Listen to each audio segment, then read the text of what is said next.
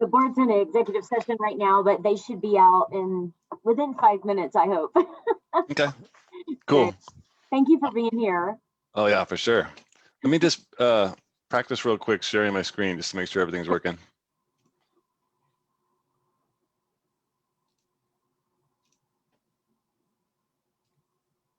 So that works good. You can see that? Yeah, looks Perfect. good. Okay, cool.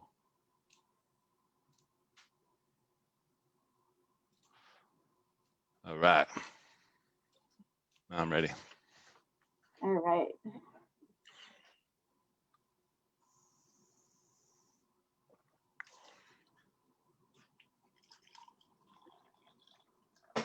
There's John. Hi, John.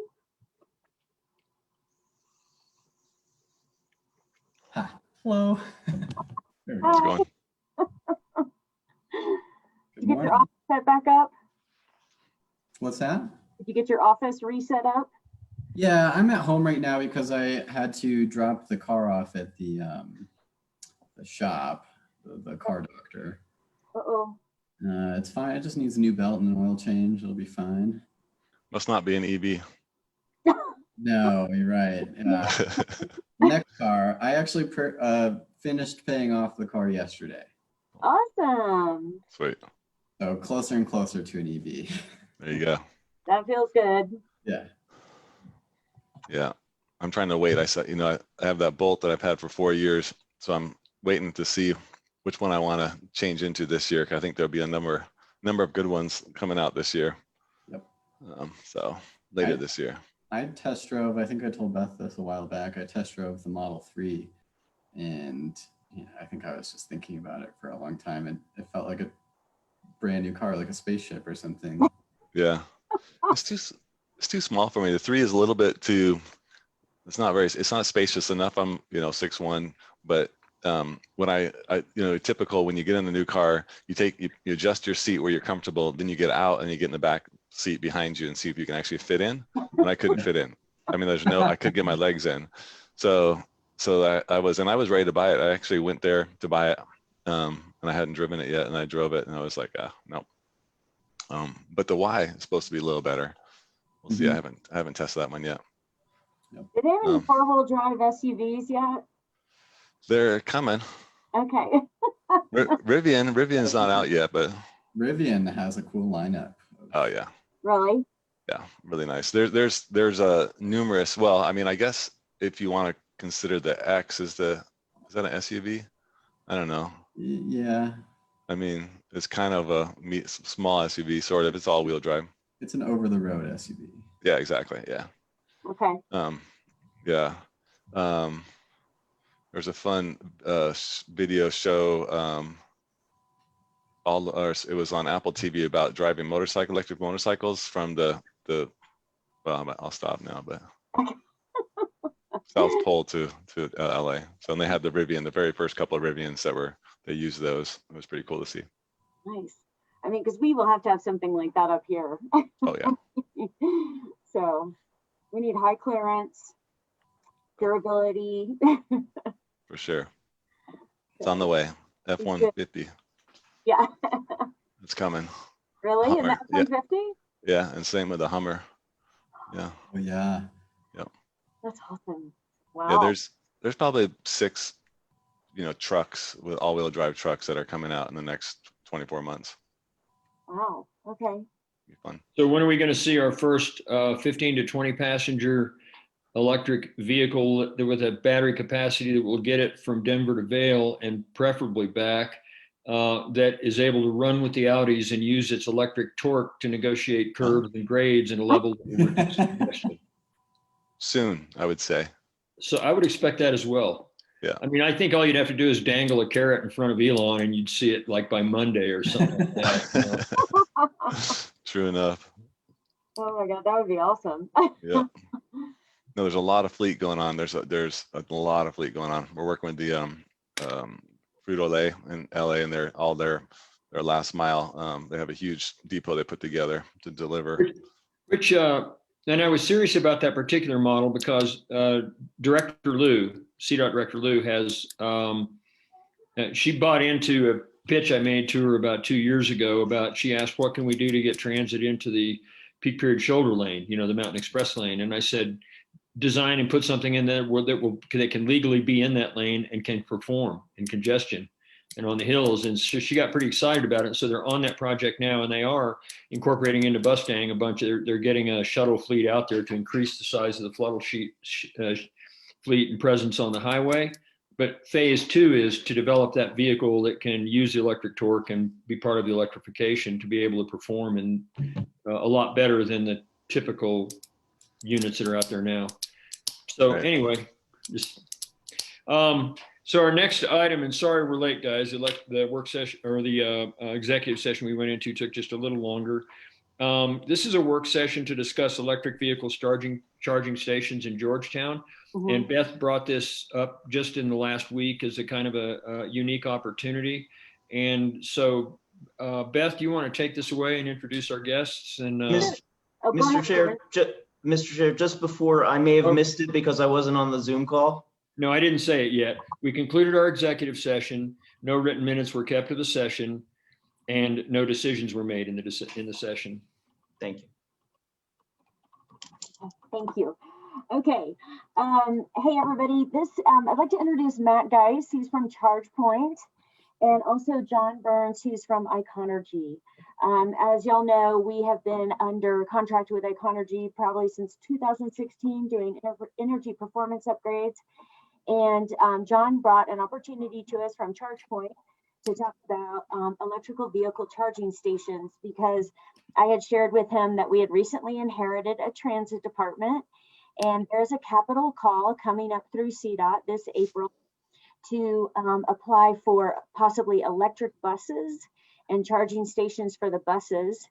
And I had considered the property that we have next to the annex, that big dirt lot in Georgetown, about a possible location to put these items, and hopefully get maybe the buses out of our county courthouse parking lot and into a space that would be a lot more able to host all those things. And then John brought to me that ChargePoint had this program whereby they work with the Colorado Energy Office, and they have funding available to put in electric vehicle charging stations. And there are some criteria which Matt will go over with you. And I thought about this same property for such an opportunity. I knew the Gateway Visitor Center had gone through this process before, but one of the criteria is to bring to the table 8 parking spots. And I think the Visitor Center didn't want to do that. And so they decided not to follow through with the program. And then I know ChargePoint's been working with Idaho Springs as well, trying to put together a program in their parking lots behind the Buffalo. But I'll let Matt bring you up to date on all that.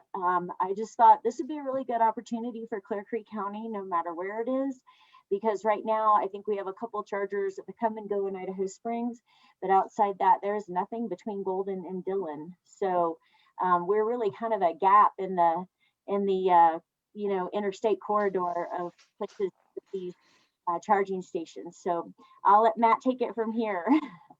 Great, thank you, thank you. First off, how much time should I limit myself to? Block it up? Until like 10:05, something like that. Okay, so 20 minutes, something like that. Yeah. Perfect, okay, good. I'm gonna share my screen. So let's find here. Let's share this. How's that look? You can see the screen? Yes. Perfect, okay.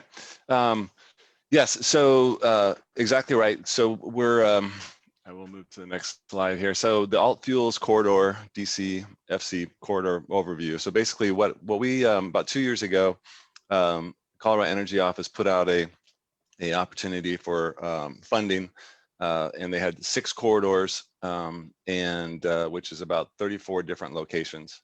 ChargePoint applied for all 6 corridors, and were awarded the funding. So we've been working on about 2 years, and we actually have, this is, as I mentioned a couple times, we're kind of a little late to the game here. We're trying to meet a deadline, which is this Friday. But there's about 4 locations, and Idaho Springs / Georgetown are one of those that will definitely go past that date. But the program basically pays for the installation of 2 to 4 chargers, depending on the location. The 4 chargers would be locations that have high traffic. So I-70 is one of those. So Vail, Georgetown, and what it pays for the chargers. It pays for 5 years of network services and 5 years of warranty, or we call Assure services. And it also requests that the host participate in the funding by providing match share of 20%. And also that 20% does not include labor because of the Davis-Bacon Act with the federal funds that are combined with this program. So basically ends up being closer to 25 or 30% match. As you can see with this list of sites, they're all across the state, and the goal is to provide for DC fast, so very fast charging, electric vehicle charging, so that you can go from point A to point B, Wellington to Durango, without having to spend the night a couple of times to charge your car on a slow charger. So, and in essence, enabling the expansion and growth of EV in the market. The program total about 10 million, 10.33 million for the 34 sites, as I mentioned. Here's a picture of a tier 1 site with the 4 chargers, and to the left is the power block. They do want to do what they call future proofing. So what that means is that even though there's only 4 chargers going in right now, they want to make sure that the location has an additional 4 parking spaces available adjacent to it. So that you can expand if you wanted to, if the demand is there. Additionally, the switchgear is so that's where the transformer comes into the switchgear. The switchgear then routes the power to the power block and then through to the charger dispenser. But the switchgear is also going to be sized basically double the size. So a site like this would only need about 800 amps. And we're going to put switchgear in, and we've done this across all the other program sites, 1200 amps, which basically allows you to expand without having to retool all the wiring and everything in the switchgear. Here's another picture of the chargers themselves. The power module is what converts AC power to DC. The power module goes into the power block. And basically like suitcases, about the size of a suitcase. And then the power block pushes the power through the charger itself.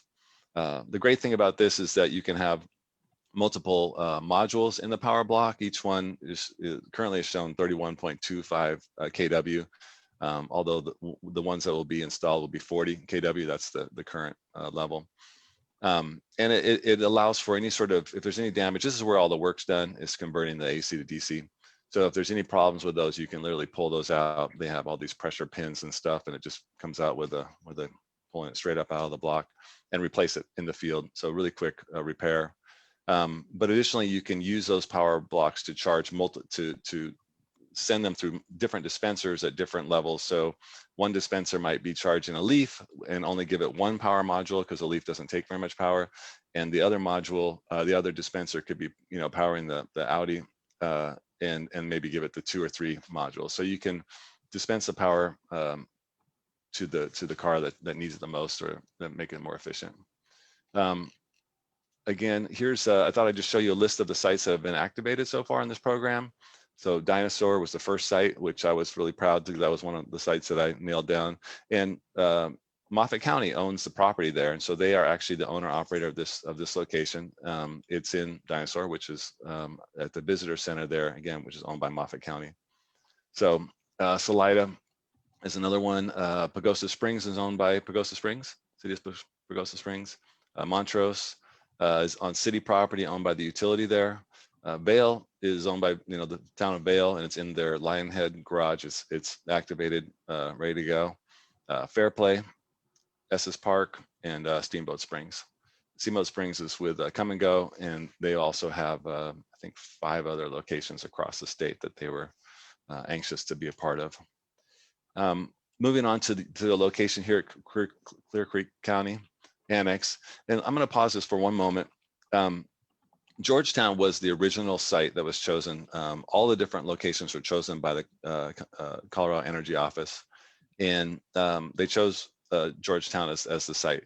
We worked with the Georgetown Visitor Center, and I also, and we were far along. I presented to them multiple times, and at the end of the day, as you mentioned, Beth, they didn't want to give up the parking places in their visitor center, and they wanted to have some sort of profit sharing from us to pay them to be there, which is frowned upon, which actually we're not doing at any sites, frowned upon from the Colorado Energy Office. So we ended up not being able to move forward there. And then we suggested that we should, potentially add Idaho Springs as being the closest town that might have some space. I spent quite a long time in Idaho Springs going through every location I could find, and the only real location that seems possible is behind, like I said, the parking lot back there between 16th and 17th and Water. Although CDOT is expanding their space into that parking lot, and we've run into a lot of hurdles. So at this point, I'm pursuing both opportunities. So when I heard from Beth that this was an opportunity, I said, let's take it seriously and see where we can go. The original MOU, so a memorandum of understanding, which is necessary from a site host to present to CO or the Colorado Energy Office to become a location, a possible location, to become a candidate, basically. So we received MOUs from every single location, and one of them actually was from the Georgetown market. And so it was kind of ironic that this space was right next door to it.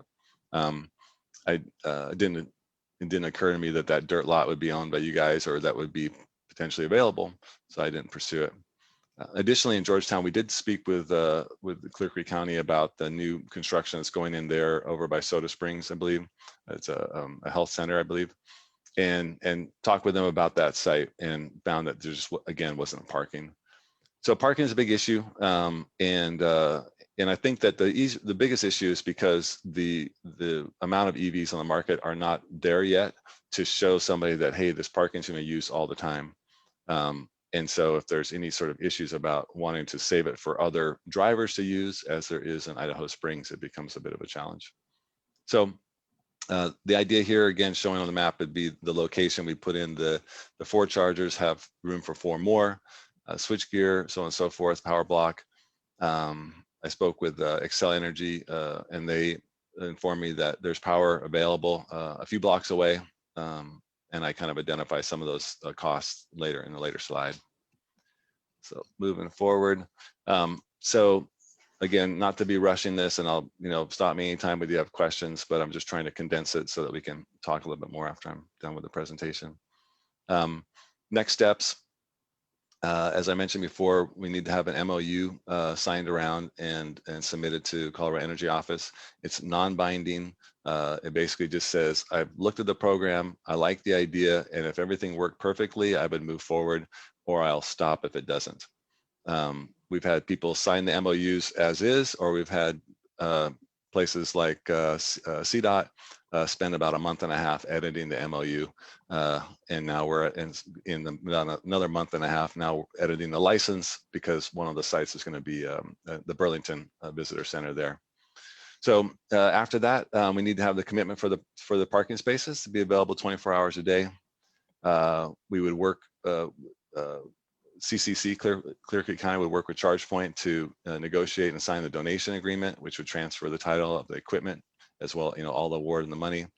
We have to put together, we would go through and show with a 20% match for the construction. So perform a site walk by the contractor. We would submit the application to Excel to see what the cost was. Additionally, we'd have to have a NEPA review done. This is because CDOT money was used. So for this grant, it's free. It's something that but the problem is it takes about a couple of months to do. And then we would, again, if everything went perfect, we would then proceed with engineering construction and install the charging equipment. So that's kind of an encapsulation of exactly what needs to happen. Obviously, there's a lot of work in between each one of these steps, but that's the framework. So one of the things when we look at this is if you own and operate the site, you don't want to spend money and not have some sort of return. So we put together some payback models. The variables to consider are basically the cost of the project, as well as and the how many sessions or how many EVs will charge. So in this analysis, the fact that they're providing $380,000 of funding, and we would have the construction sidewalk done, so we would really nail down what the funding, how much it would cost to build the project. But most particularly is the electric vehicle charging utilization. So obviously Georgetown, I think if you know much about electric vehicles, you'll know that when they go uphill and they do it in the cold, they use a lot more energy than they do if they're just driving flat in a mild temperature. So it's critical to have a lot of chargers here in Georgetown or Idaho Springs to allow people coming out of Denver going up to the mountains. It's going to be well used. As we mentioned, we don't have a crystal ball, but we really do feel like all indicators and everything that this is going to be a really substantial site and have a lot of usage. So there were some in terms of the cost of the construction. So what I put together here was two analysis. One is kind of an average cost that we've seen over the other sites that we've worked with, and then maybe a above average cost to give you a bracket. I'll go through the average cost again somewhat quickly. So the charging equipment, network, and warranty I mentioned, $393,000. Site engineering, project management, all grouped together is about $35,000. Construction installation, so it's about $68,000. So that's the actual work in the ground. Talking with Xcel Energy, they said that the estimate for the utility should be about 128, which is actually pretty high, but they're bringing it about 3 blocks away. So total cost estimate is about $625,000. Again, grant funding would be $380,000. Charge point, originally we had suggested giving a discount on our software, our charging hardware and equipment, but CO didn't want to have a discount. They want to be able to see apple to apple. So we then turned that into some funding that we would provide as well, which is almost $30,000 with this. Xcel Energy provides a line extension funding, basically. So based on it's about $300 per kilowatt. So if you put in 300 kVA transformer, you would have about 100, or I think maybe this was a 500 kVA transformer, but we'll be able to offset the majority of the cost, if not all of it, depending on what you guys are doing with the buses. So net capital investment of $92,000, which would be what we would see as a normal size investment for 4 chargers being installed. And this is the cost we're talking about that you guys would fund. Again, the above average, basically all the same, a lot of the same numbers. The big one is the construction cost, going from 68 to 100. Everything else is basically the same, ends up being 124,000. I think what I noticed is that working in a dirt lot with space is something that lowers the cost. So I think this site would probably average more closer to the average cost than it would be the higher cost. But just to be real clear, you wouldn't, MOU signed, and then we do get the bid.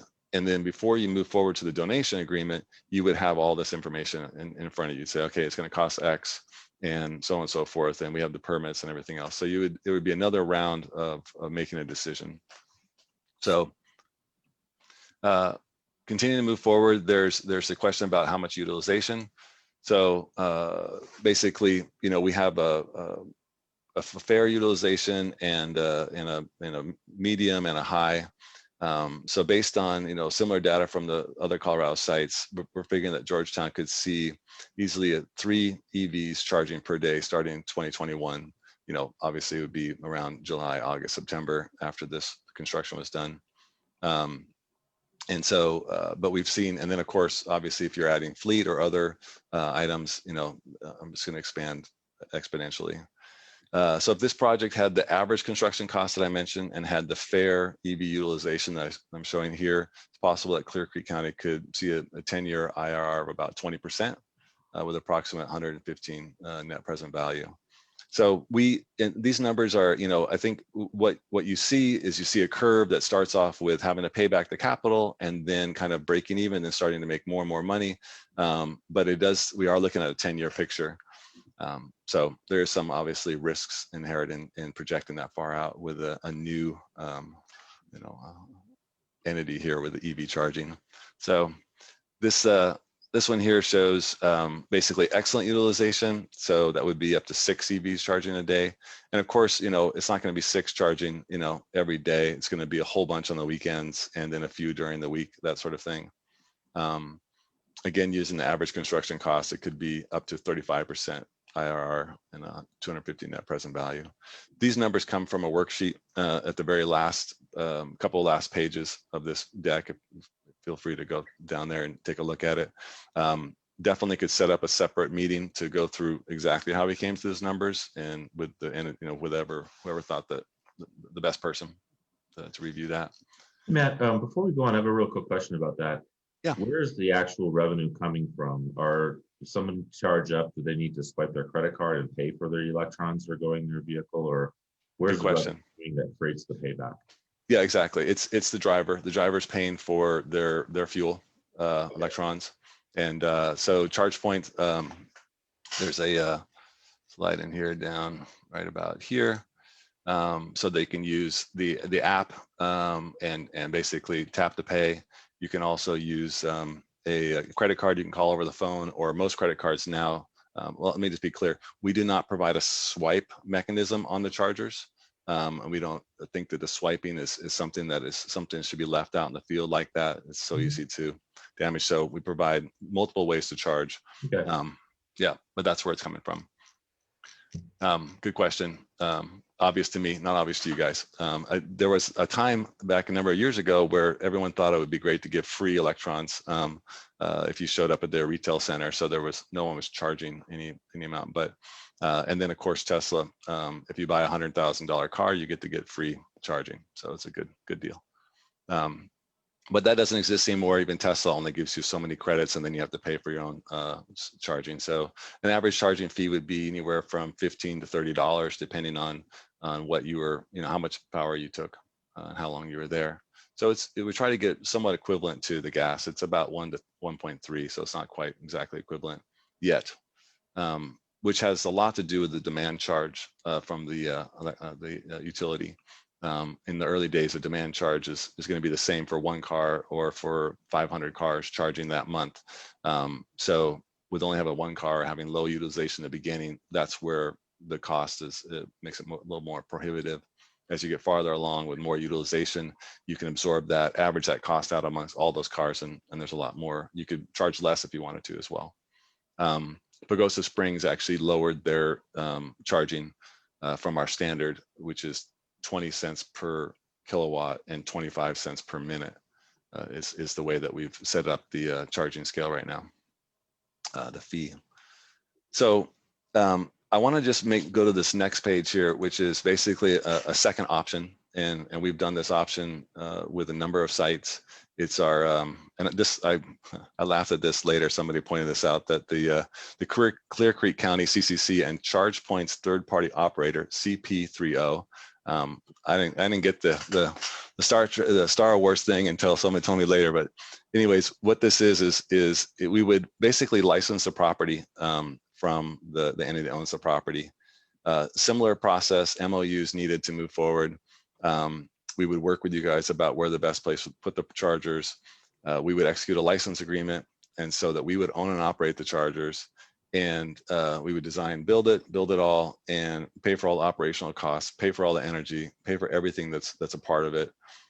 You would just basically license the space to us for free for that period of time, and we would pay for everything. And that's something we've done. For instance, I mentioned the Burlington location. We're doing that there. Idaho Springs is also teed up for that exact same option, and we've used it, I think, about 10. Like a Boulder parking garage, we're doing it there. Number of sites out on Lyman and Lamar and other places where the utilization is not going to be there.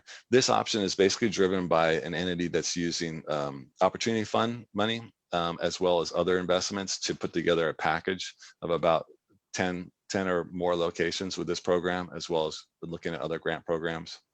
ChargePoint itself actually owns and operates the Estes Park location and the Fair Play location. Again, both the towns provided the property for us to come in and provide this amenity for customers to come in and charge their cars and cruise around the town and hopefully spend money there. So this option I want to bring to the table, if money is an issue, it's always an issue, but if you think the return is not good enough or you have other funds that you need, this is an option that we could move forward with. I think the challenge would be just making sure that we are able to blend the two opportunities with the bus and the fleet charging with the chargers themselves, and make sure the property lays out so that it maximizes that. I know that Estes Park is actually they also went for funding to provide some electric trolleys. So their trolley barn is kind of adjacent to where the chargers are in the visitor center there, with a similar concept of being able to provide electric charging for their fleet and for some of the buses. So that's it for the presentation. I have a lot more slides in the back here that talk about ChargePoint itself, who we are, some of the different ways we go about charging, some of the companies we've worked with. The list is pretty, everyone's can recognize numerous people there. A little bit about the ZEV state, with Colorado being a ZEV state and pushing electric vehicles. Also, a little bit about what we see in terms of the changes in the growth of the EV fleet going through the next 20 years. A couple of the cars we just talked about, Rivian is going to be fantastic when that comes out. And then, as I mentioned, there's two payback models back here, which go into a lot more detail that are where the numbers came from the slides above. And there's actually another full worksheet of about 15 pages or so that make up this page itself. So there's a lot of information out there. I'd love to proceed. So with that, let's take some questions or however else I can help you. Sorry for being so fast, but. One of the main questions I have is that this initial ask is due to the timing, I understand, on some opportunities for this funding. And so what does our MOU, how does that encumber us for a future decision? You say that the numbers will come back to us and then we have the option of accepting or not accepting once the numbers are fully finalized. Is that correct? Correct. Yeah, the MOU is a non-binding agreement. We've actually even had a couple of entities just submit an email or a letterhead letter, as long as it clearly identifies a number of the items that Colorado Energy Office is looking for to show that there is some commitment so it's not just a willy-nilly thing. There's some commitment, but if things don't work out, that you could back away. Matter of fact, you can cancel the MOU with just a written notice. You can send us a notice saying we've canceled our MOU, and it immediately is canceled. Second question, then, Beth, from your looking at this so far, or whomever's the best to answer the question, what is the level of effort that will be required from us to help cooperate with the development of the full, in other words, what's our cost of developing the final information upon which we can make a final decision? What are we likely to see? What's our involvement in getting to that point? As far as putting these stations there at the site? No, as far as getting to the point that the numbers are provided to us that we would make a final decision about whether to accept or deny the proposal. In other words, this proposal is not fully informed. Mm-hmm. And so it would become fully informed and the numbers would become hard. Mm-hmm. And we would make a final decision based on that. So between Matt and Beth, what is our involvement going to be? What is our, how do I want to say, investment or contribution going to be in terms of time to get to that point? What do you require of us, Matt? Yeah, I think, good question. I think what the first thing is that your attorney would need to review the MOU and make red lines on it, edits, and then we would look at that. So there's going to be some time there. The second thing is that there's no cost to get an so let's assume that the MOU goes through.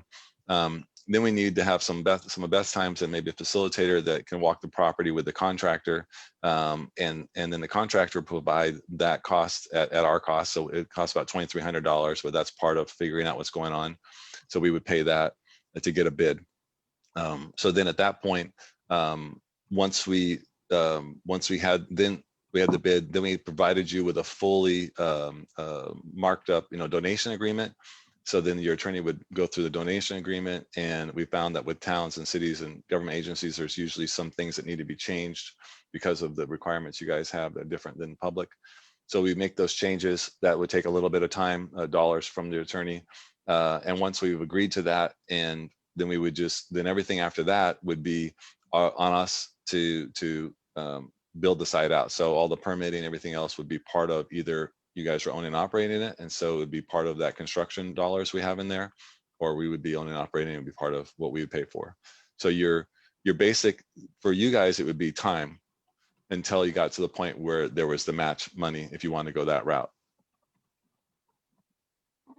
At what point do we decide whether we want to own and operate or let you operate? Is that today, or is that at some point in the future? Well, I think, I guess what I would say is that it wouldn't be today. Obviously, that the point to decide, we need to move forward with either one of these options. We need to have a construction site walk and a bid, because that's going to tell us whether or not we're say, okay, it is going to be about 60,000, or it is going to be 120,000. Does that work? Or it's not, we can't do it because something comes up to their process of looking at permits or looking at the site itself.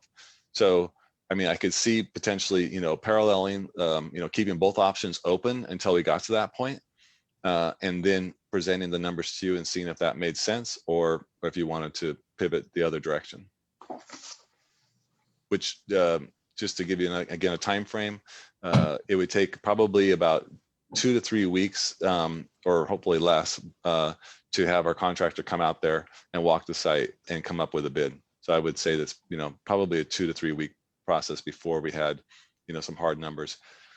One of the things with the MOU is that by having the MOU in place, we can actually expense the money that we spend on the site. If there's no MOU in place, we can't use any funds or expense the money against the match share.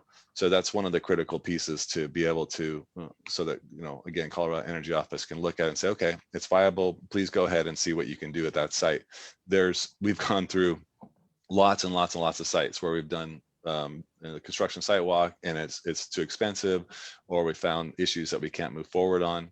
We've changed site locations many times. So, but I'm happy to say that we're down to about 4 sites left out of all the 34 that we haven't, gotten to this point yet. We've done a lot of work, but we don't have a clear path to complete it.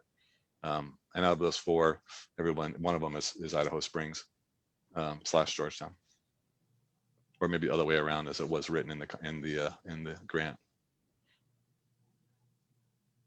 Matt, does your payback model presume that we're going to, does it have any dependencies? Does it presume that we're going to have electric buses, or is it basically just contingent upon people showing up off the corridor and charging their vehicles?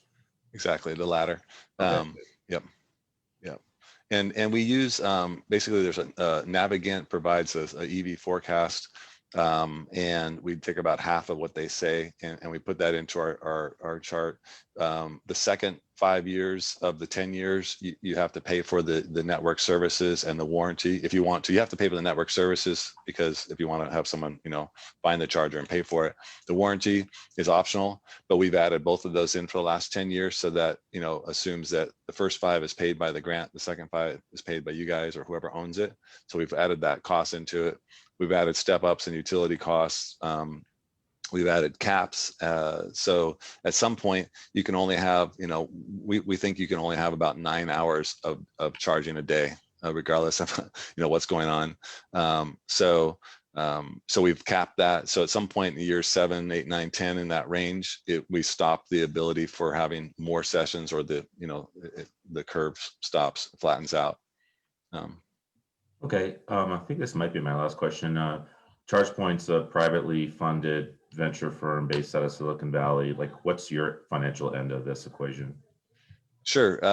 So I don't know if you guys read about in the news about us going public, but we're actually, we were approved, I think, this week or something, but it's been going on for quite a while. I've been with ChargePoint about 3.5 years.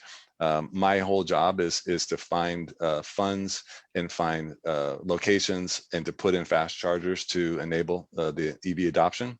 I think, when I bought my car, I had a really hard time driving from Portland to Seattle in January, and I had to actually stop and charge at a broken fast charger. This was back in 2017.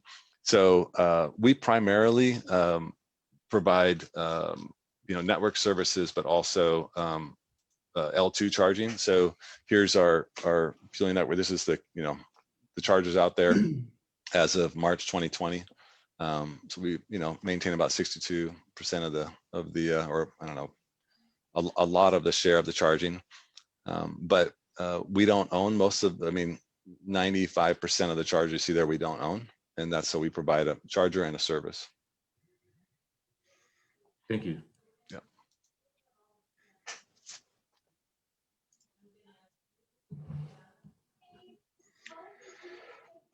So I'm pretty familiar with this company and this operation and this grant process. I actually built a plan to install these chargers at the Georgetown Market, just north of that site, as well as some other locations in Colorado.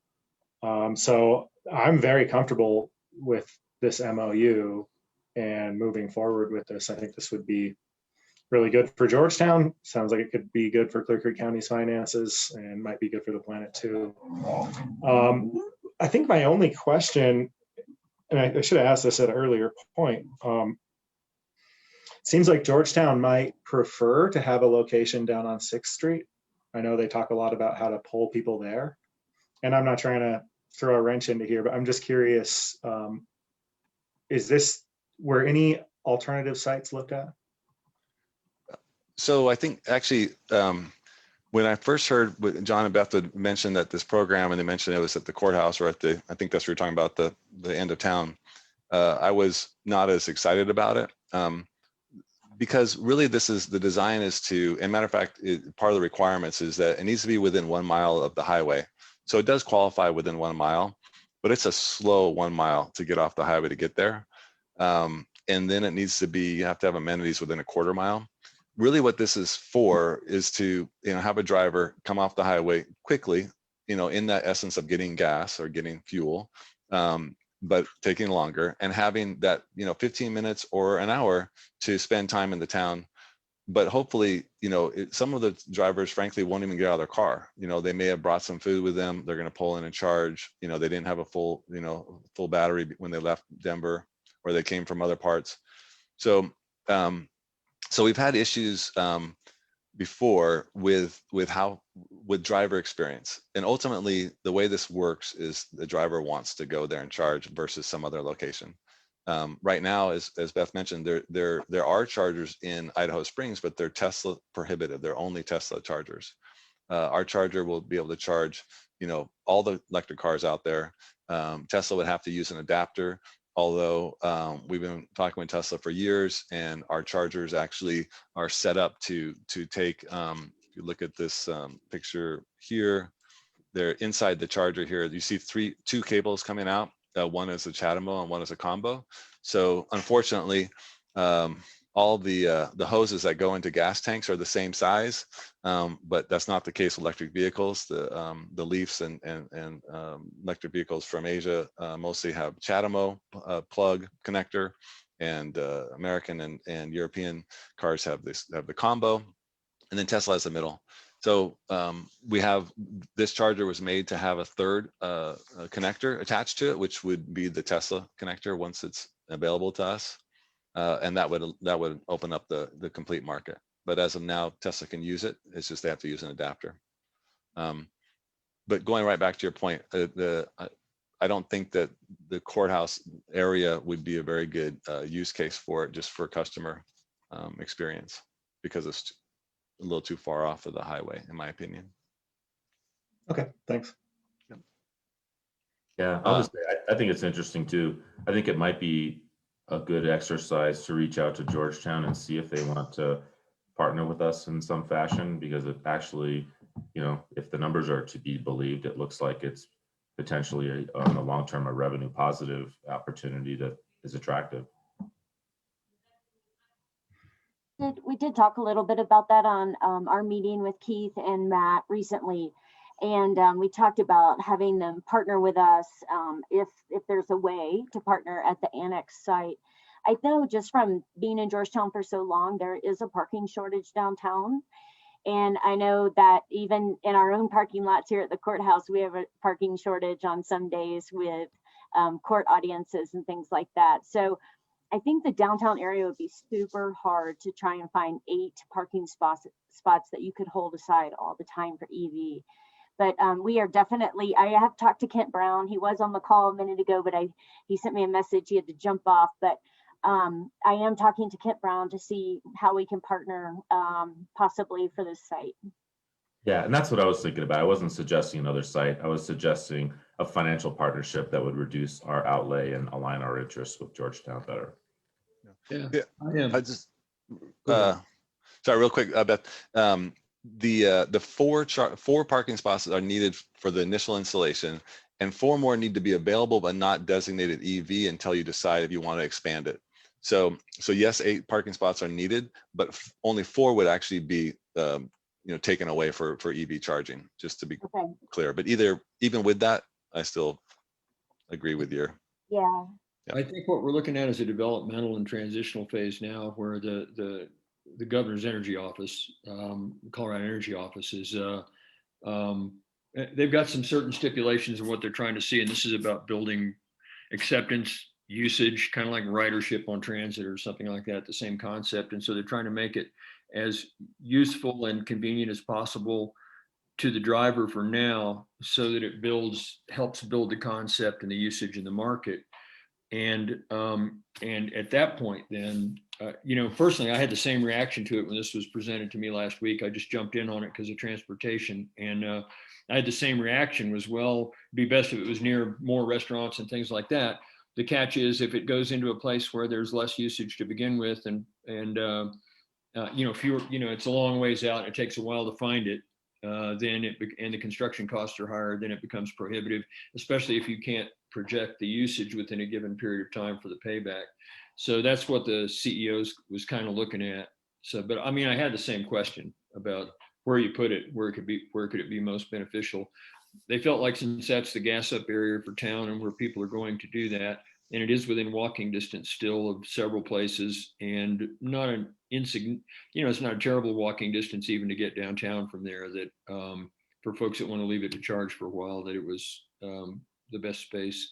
And we had a bunch of questions the other day, and so I also sent the proposal off to Eva Wilson with the town of Avon, who is a traffic engineer and operational engineer and so forth, and has been ramrodding some of these, at least one of these same projects over on their side. And she sent back about a half a dozen questions that we submitted that are now informed within this presentation we got today. Yeah, that sounds great. Thanks for asking those questions. I have no intention of delaying this decision by talking about alternative locations, mostly just trying to waste time and satisfy curiosity, perhaps. No, I think they're good questions.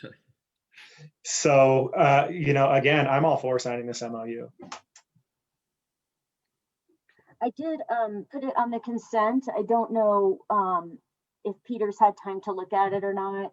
I just kind of popped it on there just in case. We can always consider it after Peter has more time. I would defer to him to see if he has the answer. So I did review it on Friday, and I actually have no changes for it, other than we need to make sure the signature block and everything is conformed to what we would normally use. But the substance of the MOU doesn't require any changes. I'm very comfortable with entering into it, if that's what the board approves on consent.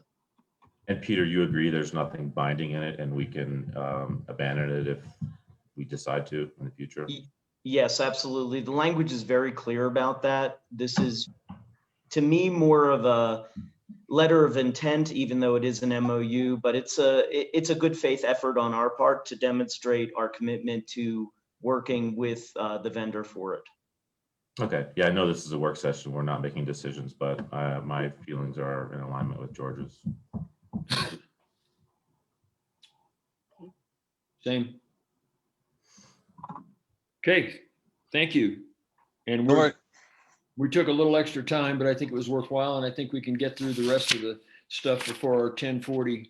Thank you, Matt. Okay, Thank you, thank you. John. I love answering questions, so I'll stay another half hour if you want, but it's the fun part for me. Thank you, guys. I'll be in touch. Thank you. Thanks. Okay, bye-bye. All right, our next item is the Board of County Commissioners consent agenda. Consideration of item number 1, consideration of approval of the warrant register. Number 2 has been eliminated. Number 3 is consideration of approval of resolution 21-08, resolution to establish the 2021 Board of County Commissioners meeting schedule. Number 4, consideration of approval of agreement between the County of Clear Creek, Colorado, and Jefferson Center for Mental Health for alcoholism and illicit drug use disorder treatment services. Number 5, consideration of approval of Charge Point Memorandum of Understanding for DC fast charging projects, which we just discussed. Number 6, consideration of approval of easement for trailhead facilities between Bakerville LLC and Clear Creek County.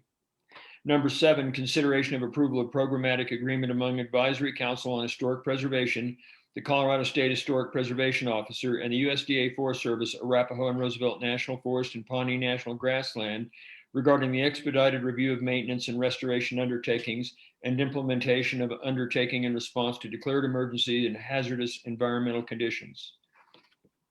Do we have anything that anyone would like to pull out in items 1 and 3 through 7?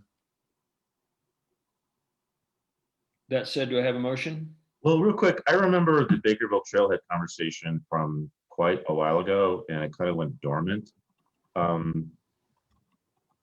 I guess I would appreciate maybe a little a real quick word on what it is and a little bit of context before we vote on it. So maybe pull that one out. That doesn't have to be long. Okay, I think that's a good idea. Would you like to make a motion to that effect? Yeah. Approve all but 2 and 6. Yep. I move we approve the consent agenda except for items number 2 and 6. Second. All in favor? Aye. Aye. Aye. Okay, now item number 6, consideration of approval of easement for trailhead facilities between Bakerville LLC and Clear Creek County. And is Nanette still out there? Because I see she's down. I think it's Amy. I can talk about it. Okay, go ahead, Amy. Thanks. This easement is an agreement between the owners of the Bakerville parking lot, basically, and Clear Creek County. The tiny bit of backstory is we originally tried to make an arrangement with CDOT to install some porta potties and trash facilities in the CDOT right-of-way near the Bakerville parking area. We realized it was not actually a right-of-way, that they were free to permit that use because it was actually an easement limited to transportation purposes with the Forest Service. So that option was not available. So we decided to work directly with the owners of the Bakerville parking lot. It's a LLC called the Bakerville LLC. And they were very, very happy to agree with the notion of installing porta potties and trash facilities there. They were super psyched, really. So we did create this easement agreement. We actually were able to utilize an existing concrete pad that was there. We have completed the installation at this point. We have 3 porta potties and some bear-proof trash facilities there. Clear Creek County is paying for the maintenance of those. This easement is formalizing that agreement. Okay, I have a question. Have you had any conversations with the Forest Service about the implications for the U.S. forest in that national forest in that area? About this particular. Will it serve as a trailhead or as a? Do you anticipate it will be serving as a trailhead amenity or as a pull-off point for people? You know, part of the problem was, I know one of the biggest problems was people were pulling off and doing whatever they needed to do their business when they were caught in congestion. And Yeah. so facilities to ameliorate that problem was part of the issue, but it also could serve as a trailhead amenity for people who were heading up Stevens Gulch. And my question is not that it's a good idea or a bad idea, but whether we have even mentioned that we're doing it to the Forest Service so that we can be collaborative with them. I don't believe I have followed up with them on this particular advancement of the topic. We did talk about the need for developing the Bakerville area and Clear Creek County's interest in addressing the issue with the use of the area as mostly as a pull-off. You know, I think that's probably one of the bigger threats to the cleanliness of the area. And at that time, Scott was acknowledged that it would make sense to explore in the future some sort of partnership or some sort of way to do all of the things that needed to be done with that spot. But I have not told him about this particular development. I don't think.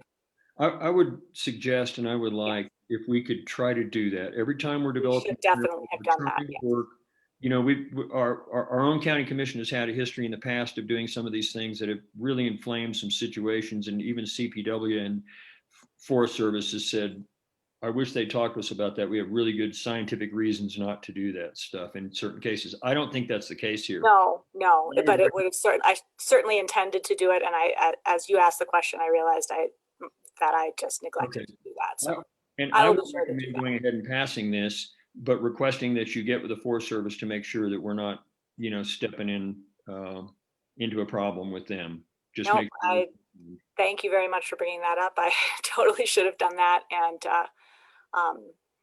we'll do that. Okay. I mean, it is on private land, so I mean, but it is a courtesy, of course. It is the right thing to do. So. Hey, one other quick question. I know that there were conversations, and I believe it was with Bakerville LLC, regarding creating some retail facilities at that general vicinity. Is this at all related to that, or is that a completely different conversation? Well, I mean, I know that is still their intent. You know, the LLC is still interested in developing that area into some sort of hub for, you know, recreational gear rental, something like that. And it is high on the list of partnership, public-private partnership type agreements that I hope will be an outcome of the recreation planning process. Okay, but just they're separate for now. And one thing I did notice, Randy James moved over and has had his hand up and has unmuted himself too. Yeah, James. Yeah, can you guys hear me? Sure. Yeah, just a quick update. The porta potties and the trash cans are installed. The trails crew installed them, and they've been operating for a couple of months now.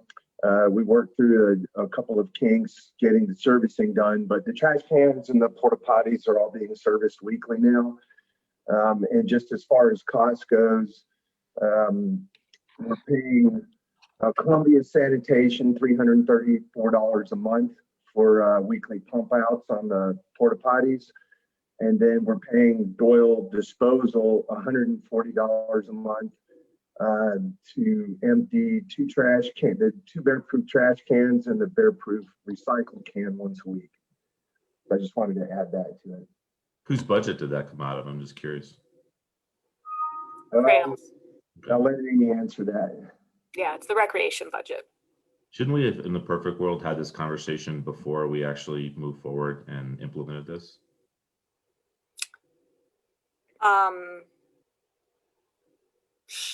Yes. I think so. Yeah, that's kind of where and the Forest Service too. And it's not that we're conceding our sovereignty to the National Forest on our own ideas and our own lands, but that's part of the whole collaboration thing that we're supposed to be doing. I mean, I definitely think the Forest Service, we should have had that conversation with the Forest Service during the process of this decision. You know, and there's no reason why we shouldn't have alerted you all about this decision either. Especially if they've already been installed for 2 months before bringing the easement request to us. Well, I mean, and that was a little bit of a technicality, I guess, with the owner of the property. He and the trails and the county had been in agreement about this since before the easement was executed. So there wasn't a miscommunication between the county and the EZ, but we can certainly take a different approach in the future with this sort of agreement. I think that would be good. I do see, I think in this agreement that we're talking about a step up from what we've done with installing porta potties. We're talking about modest defencing, et cetera. And so, More permanent insulation stuff. yeah, thank you. Thank you. So, I mean, as far as, we're not talking about much cost. I have some concerns, and these concerns don't cause me to think we shouldn't be doing this. But the sheer volume of traffic through that area is something that I don't know if daily trash removal would even approach the problem on high traffic days. And I see in this agreement that we are agreeing to maintain the site in good condition. I know from having visited the site, it is not in good shape as of right now. You can smell the results of people's urgency in the traffic. And I'm a little, I don't know, like I read through this, I don't think we actually have any exposure in terms of consequences if we fail to meet that requirement. I don't anticipate that we can meet that requirement as under the current schedule. Yeah, I think. Hey, George, to answer your question there, over the holidays, we did have an issue with Columbia Sanitation. They did not pump out the porta potties on a weekly basis due to the Christmas and July 4th holidays. So I did have a discussion with them about that.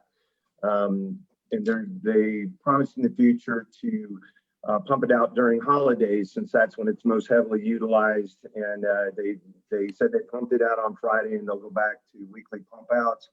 I do monitor it every week, and the Friday trash pickups and weekly pump outs, as long as they stick to that schedule, seem to be working right now. We'll adjust that to more frequent if we need to. But when they were doing it weekly, it seemed to be working pretty well. I concur somewhat with George's assessment. I think another thing we've looked at is we've had places where we've had a trash problem. It's kind of like the parking lot thing. You build a parking lot, you end up with 3 times as many cars and twice as many on the road as you used to. We have had issues where, and people have had this before, where they put in dumpsters where there was a small trash problem. Because there was no dumpster previously, almost everyone was packing their trash out, for example, at 4-wheel drive parking areas, trailer parking areas and stuff. People did a good job of policing themselves. As soon as you put a dumpster there, you find out how much volume is really at that site that's being packed out, because people throw it in the dumpster. And then afterwards, once the dumpster's full, they just set it next to the dumpster, and then the bears and the birds get into it and all that kind of stuff. And you end up with a way worse problem than you had to start with. So I'm not suggesting that's going to happen and that we won't find a better solution than cancellation. But does this, because I don't have it in front of me right now, does this easement allow us, it's simply an easement. We have the ability to not use the easement and pull up stakes if we find that we've created a mistake. Is that correct? Yes. Okay. Yeah, all we're doing is providing portalets for 40,000 cars a day on the highway, and a place for everybody to dump their trash when they pull over to do that. And we're having to increase service levels, and we're dumping money out there, and we have a worse problem than we started with. I would hope we would have the ability to just say, get them out of there. Absolutely. I mean, that was absolutely one of the conversations that we had on the recreation team about this. This and the money to install these was in the capital budget, and so that was, it was in the plan to add these facilities. And like I said, our initial hope and plan was to put it in the CDOT right of way. But yeah, I think, this conversation certainly could have and should have happened earlier in the process. And we can make sure to do that in the future. And Randy, just to answer your concern real quick, we did put a 30-day notice in the easement. Right.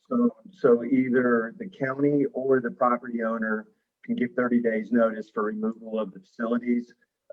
We did not use concrete to install the privacy fencing or anything else. So that way the removal is much easier. But I can tell you that there's a lot less trash on the ground. People were just dumping bags of trash on the ground and using the bathroom all over the woods. And that problem seems to have been at least temporarily resolved by installation of facilities. Well, that's good. Yeah, I mean, ultimately, that was the trade-off that we, sure, it is a roll of the dice, like you had said, Randy. I mean, you just don't know whether you're going to unleash the Kraken of, garbage and make a worse problem. And I think, at a minimum, the porta potties are worth having there.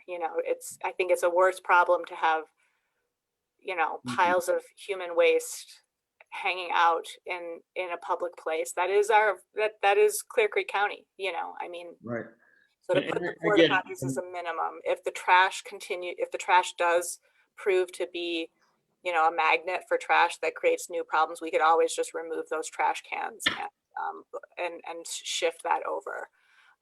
So Okay. but I really look at this as a advance and as an improvement to the county's face and our ability to show that we want to create some level of decency and high quality in the way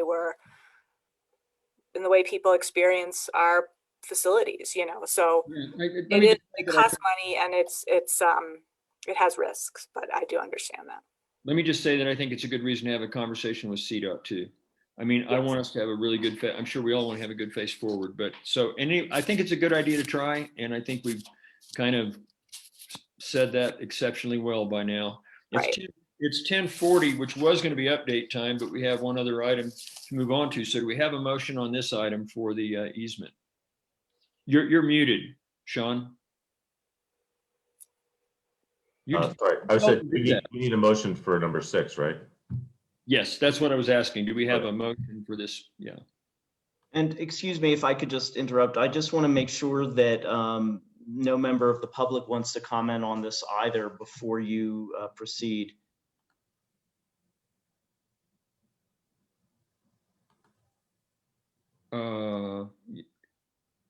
Sure. Do we have any public comment on this item? We usually don't do that on consent agendas or even just on every single item that we do. So. Right, and I understand that. And normally on consent, you would not need that. Typically, though, if there is an item that somebody does want to speak to, we do want to allow public comment on that. And then just as a reminder, there is a portion on the agenda to allow for general public comment that we do need to go back to today. Right, we'll do. Okay. But I would say that then we need to have a discussion at some point in some setting about that, because typically we don't bring the public into the discussion on every single action item that we bring up at that time. Okay. We have not been doing that. So we need to have a discussion about whether that's going to be an effective use of time moving forward. I mean, I'm sure the public likes to be involved in it, but the reason we normally haven't done that in the past for many administrations before us and in other counties I've been to is because of the time that it takes, but different strokes for.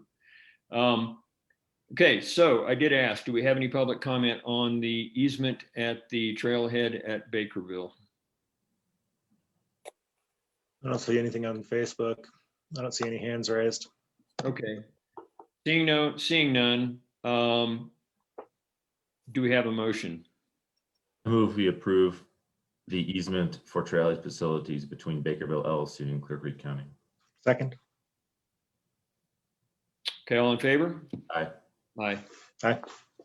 Okay, the next item, and I might say that this is the last time, other than if somebody doesn't show up for something here, that I'll be doing this for the next 2 years, which is actually reading off of the agenda and saying the next item is, and announcing it, because it'll become someone else's job with this next motion. The next item on the agenda is consideration of approval of resolution 21-12, a resolution appointing county representatives to various boards and commissions.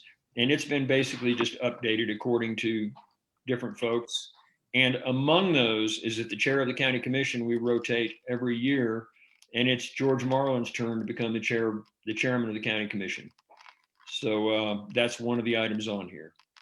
And we had that up for a moment, and now we're looking at the email page. Oh, okay. Hold on, I'm getting there. There it comes. Okay. All right, now can you see it? Yes. Okay. So you had asked to kind of go down the list and see if you wanted to change any of these items. So we have it. Do you need it larger? No, I can see it well. Okay. I'm good. And if these are fine, I'll page down and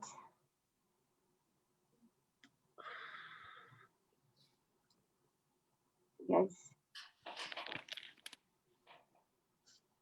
While she's doing that, for members of the public who might not be fully spun up on what we're doing, once a year, we essentially go through a process where we assign not only the Board of County Commissioner, but there's all kinds of different representations on regional boards, state boards, and it's a mixture of Board of County Commissioners and key staff, and that's essentially what we're doing today.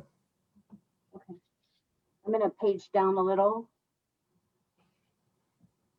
I think it was bigger. I see. Oh, actually, are you on it? No, I see DRCOG Regional Transportation Committee. And I see that Sean Wood is listed as the alternate, and I don't know who the primary is.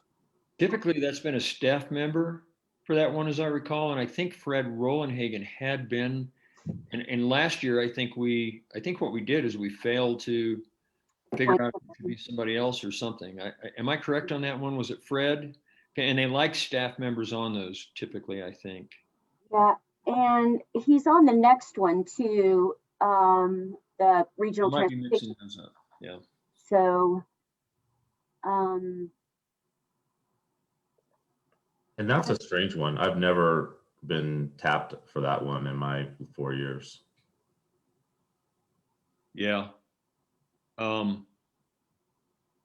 Because it's transportation, I'm happy to stay with DRCOG, and I can take that one if that's, but I need to do some research. I would suggest that this is a living document anyway, and we can change this at any time. I suggest I'll get in with DRCOG and ask what they want to see on that committee. okay. Get back with us at a future date, and we can make that assignment. Okay. Yeah, I know I have been involved in some DRCOG groups as well, and I don't know how they have, what they do there. So, and I'm glad to participate in anything that I'm needed in as well. Yeah. While we're looking at this page, I'm almost sure that we have 3 seats available to us for the Foothills RETAC. And I would love to see us fill all 3 of those. Okay. Yeah, the RETAC, they review the grant applications, right? So it would be great to have our full. They do a lot of stuff. And Tom has done a wonderful job over the years, as has Brian. But again, I think we should take advantage of all the ability to speak into that process that we can. Mm-hmm. I can re-advertise that one if you want me to. Okay, good idea. Okay. Okay. Do you want me to keep going? Yes, please.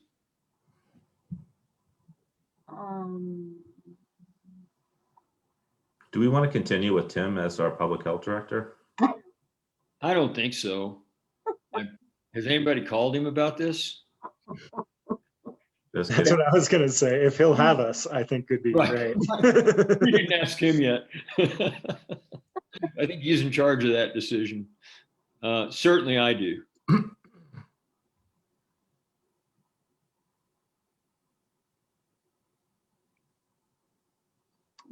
Tell me when you want me to keep going. I see a typo. I'm sorry, I'm looking at a version on my computer. I see 2 N's in Sean Wood, temporary chairman. Okay. Which means we're probably at the end of substantive comments. No, it's fine. This one right here, the Juvenile Community Review Board, they're actually called JCRB, and these are the folks that kind of review the applications of students applying to go into the Q House at the rite of passage. And I was working with Sheriff Albers this morning. We are trying to update some of the names in this. So as you said, living document, we'll probably bring this back to just verify the membership on that board. So. Yeah, that needs some work. Yeah.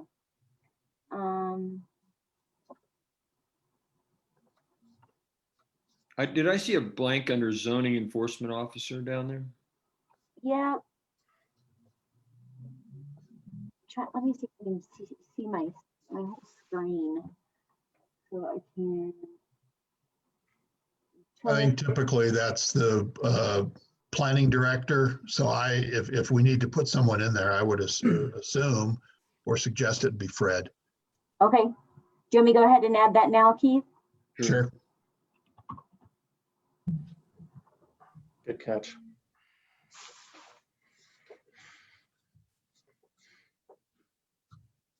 So they actually don't call it vice chair, they call it temporary chairman to the Board of Commissioners.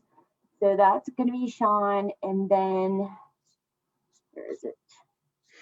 DH. Chairman of the BOCC would be George right here. Correct. So this is actually going to be.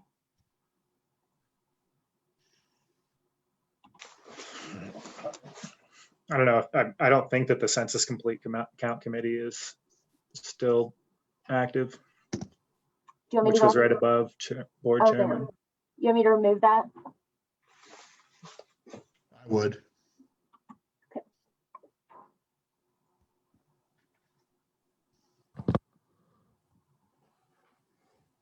I did submit the proxy for Cindy Dickin for CCI Health and Human Services. Yes. And so.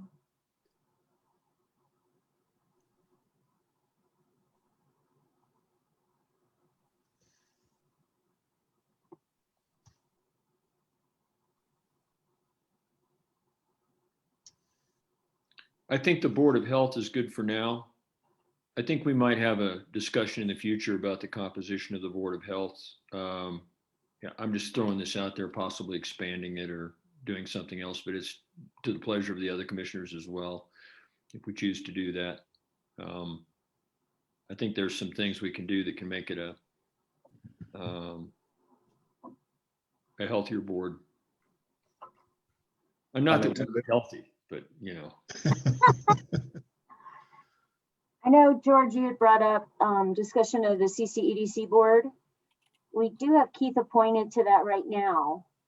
Yeah, and what I had brought up was I don't think, and it's not true that everything on this list is something that we have like strict appointment authority for. It's my understanding that after CCEDC redid their bylaws in the last couple of years, they got rid of their appointment system and now they self-appoint. Oh.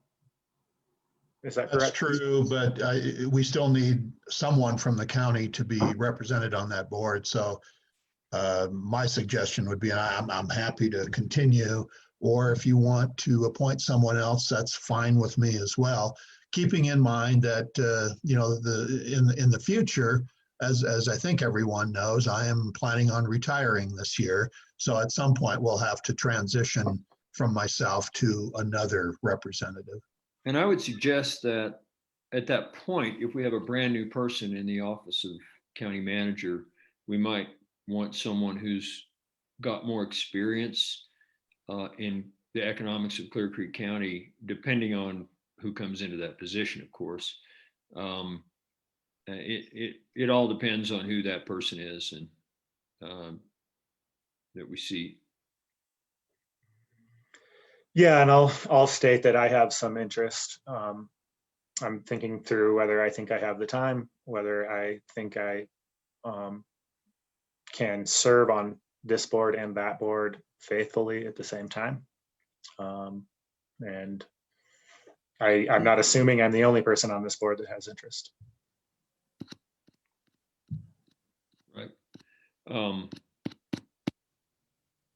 Yeah, I think we've each got some new roles. We've either have more or fewer, gaining or losing roles. So I think letting that shake out and assessing our bandwidth would be important.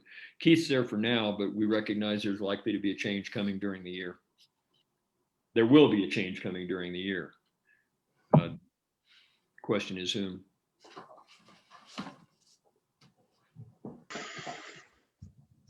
I don't think I have any additional comments on this. Mm-mm.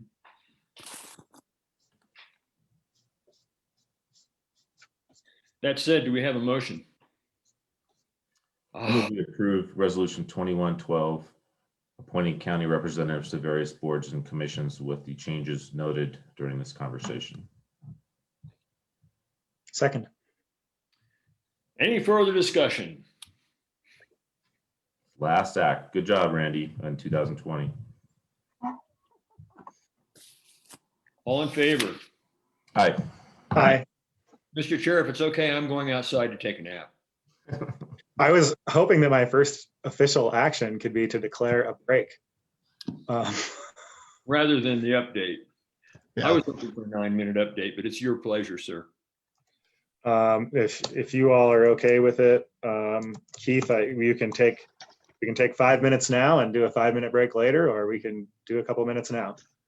My recommendation, George, would be go ahead and take a break, and then we've got the COVID update at 11, so that's in like 5 minutes, and we can circle back around with manager update this afternoon. Right. Okay, then we're on break until 11. See y'all then.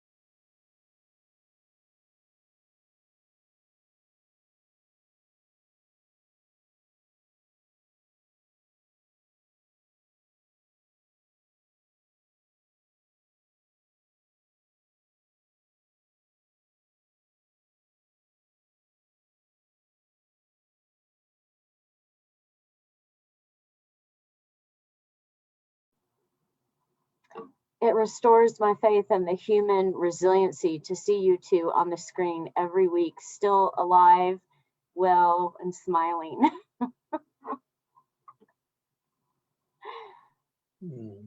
I appreciate that. Last Tuesday, I wasn't here because I was having my smile surgically implanted and a swivel put in my neck to accommodate the whiplash we get from the state and federal government.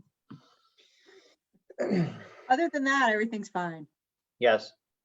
It's all under control. Nothing to see here, ma'am.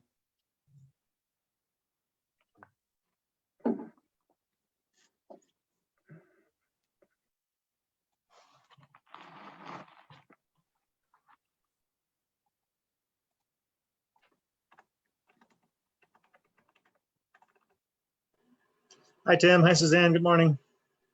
Good morning. Good George, I think morning. it's been a couple days since I've been on a meeting with you. This feels like a very long time in COVID management land.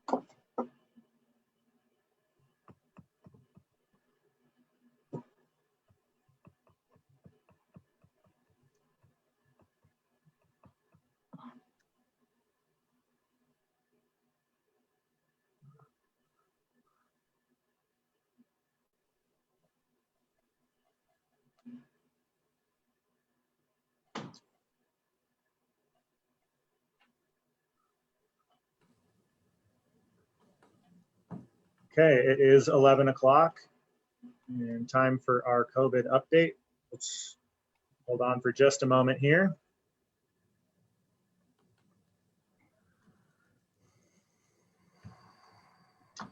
And here we are. So this is our 11 o'clock COVID update. Dr. Ryan, take it away. Good morning, everyone. Thanks for joining. Let's just get started. I have a lot of information to depart. So let's go through the numbers.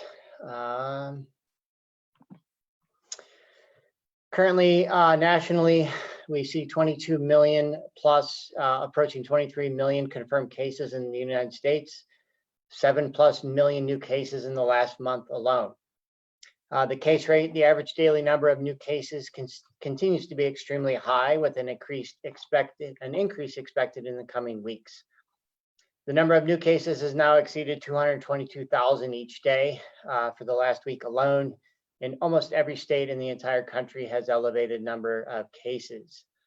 Hospitalizations, we have a significant increase across the country, which is not surprising given the case counts, with an average of 4,000 plus new admits per day and a total of 129,000 plus currently hospitalized as of yesterday.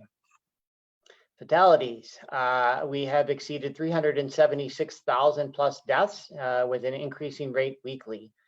Projections currently suggest significant increases in the coming weeks, and the current rate is about 2,647 per day. We've had 17,572 Americans dead in the last 5 days alone.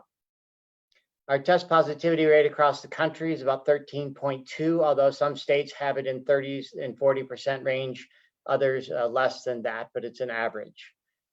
The major contributing factors to the spread.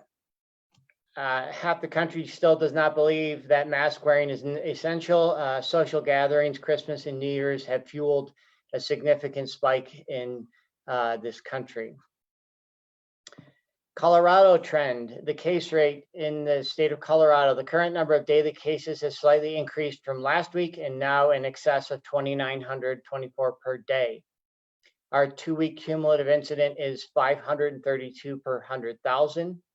Hospitalizations, we're seeing an increase across the state. Projections suggest potential increases in the coming weeks, again, fueled by Christmas and New Year's gatherings.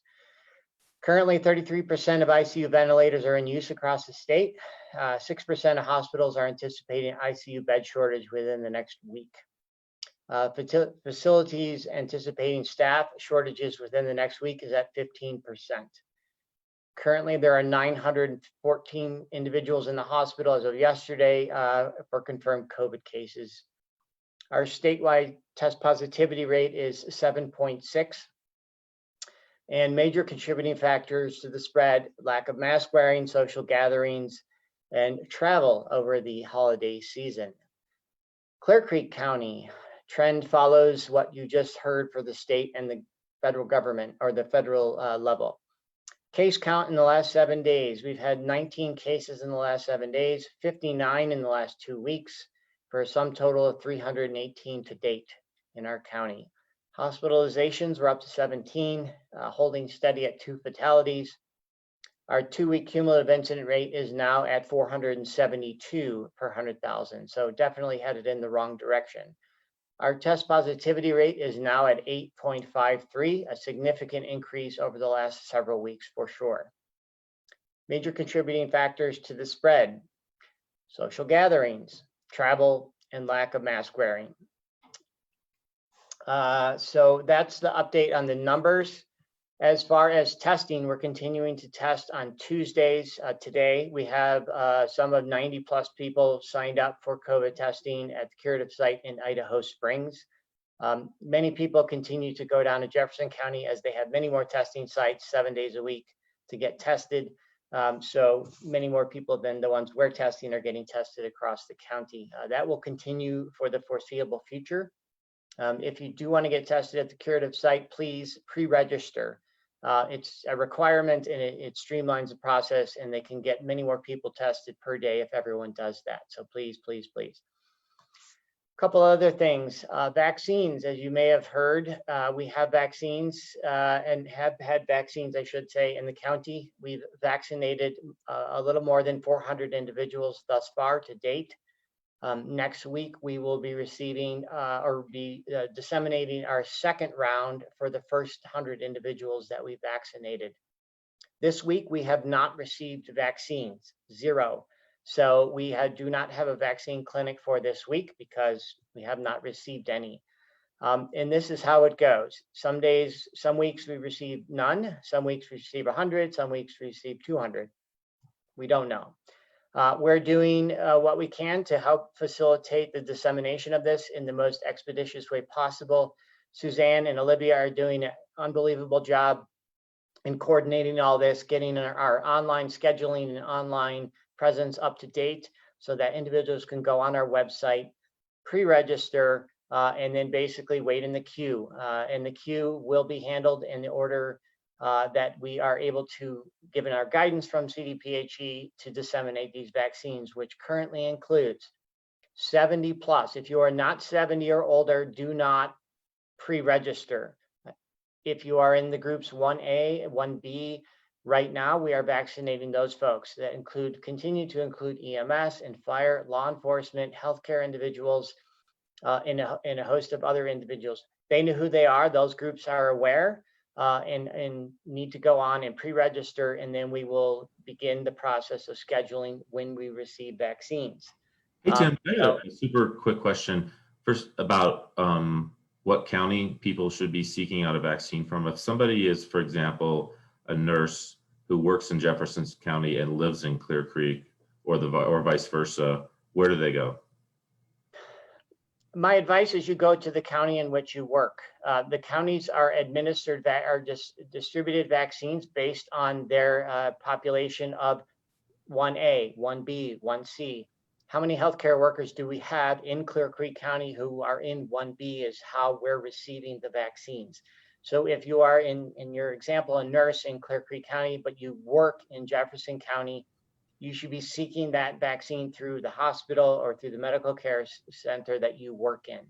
So it's not by 1B residents, it's by 1B work location. Is that correct? Correct. For tier 1, this is correct. For 1A, 1B, you need to seek that vaccine out. Now, having said all of this, this is an incredibly fluid situation. As I jokingly say, we are like water, because if we're not, there's going to be a problem. The guidance changes it seems almost every day. As I jokingly said, I had a swivel put in my neck last week, and that's why I didn't make the BOCC call. We're really trying to adapt as quickly as we can based on guidance that sometimes randomly comes out from CDPHE. So we're adapting as quickly as we can. One thing I would ask everyone, be patient. I don't have time to respond to angry emails and angry phone calls about why you didn't get called back yet. I will not call you back. You will receive a call for scheduling when it is your turn. There's no cutting in lines. There's no, we're vaccinating folks as quickly as we possibly can. As I stated this week, we didn't receive any. I would love to receive 1,000 vaccines a week. We have the capability, we have the teams to do it, just not reality. However, the federal government is going to announce today that they are going to be releasing additional vaccines. I don't know what that's going to mean on the ground for Clear Creek County. When I do know, I will be happy to share in every medium we have available to us with the general public of what that actually means. It doesn't mean we're going to change how we're doing things, and it doesn't mean that the general public is suddenly going to be available for vaccination. We're going to be following the guidance we have, 1A, 1B, 1C, in those who are 70 plus. The rationale for 70 plus is that they are 80% of the hospitalizations and fatalities that are happening. So the sooner we can vaccinate those folks, the sooner we can address the hospitalization and problem that California is seeing in spades. If you watch the news, they're absolutely overrun and inundated. And the state is really trying to help prevent that at any cost, because that is a problem they do not want to have to deal with. So that's the rationale. There is a glimmer of hope. We were on the phone this morning with the governor's office and CDPHE, and they asked the public health directors our opinion. So I hold out hope for the future. It's 10 months, better late than never, as I said. So here we are. One other thing I really want to stress, the level of cooperation among cases when we contact trace has dramatically reduced, it's dramatically gone down. When we call you to get your contacts, it's absolutely critical that you provide us with that information. Your employer is not going to follow up. No one else is going to follow up except public health. And the more resistance that we get from that, the more difficult it is for us to do our job. So the more information we have, the more able we are to contain the cases that we do have in the context that they do have. If we don't have that information, you now have all of your contacts who are out now disseminating the virus and further hindering the efforts that we have taken many months to lay down and to try to address this issue. So if businesses can please stress to your employees that when we call, please provide us with as much information as you can. There's no constitutional rights. This is not about constitutional rights. You have the right to tell us who your contacts are so we can reach out to them as efficiently and effectively as you can to help stop the spread of this virus.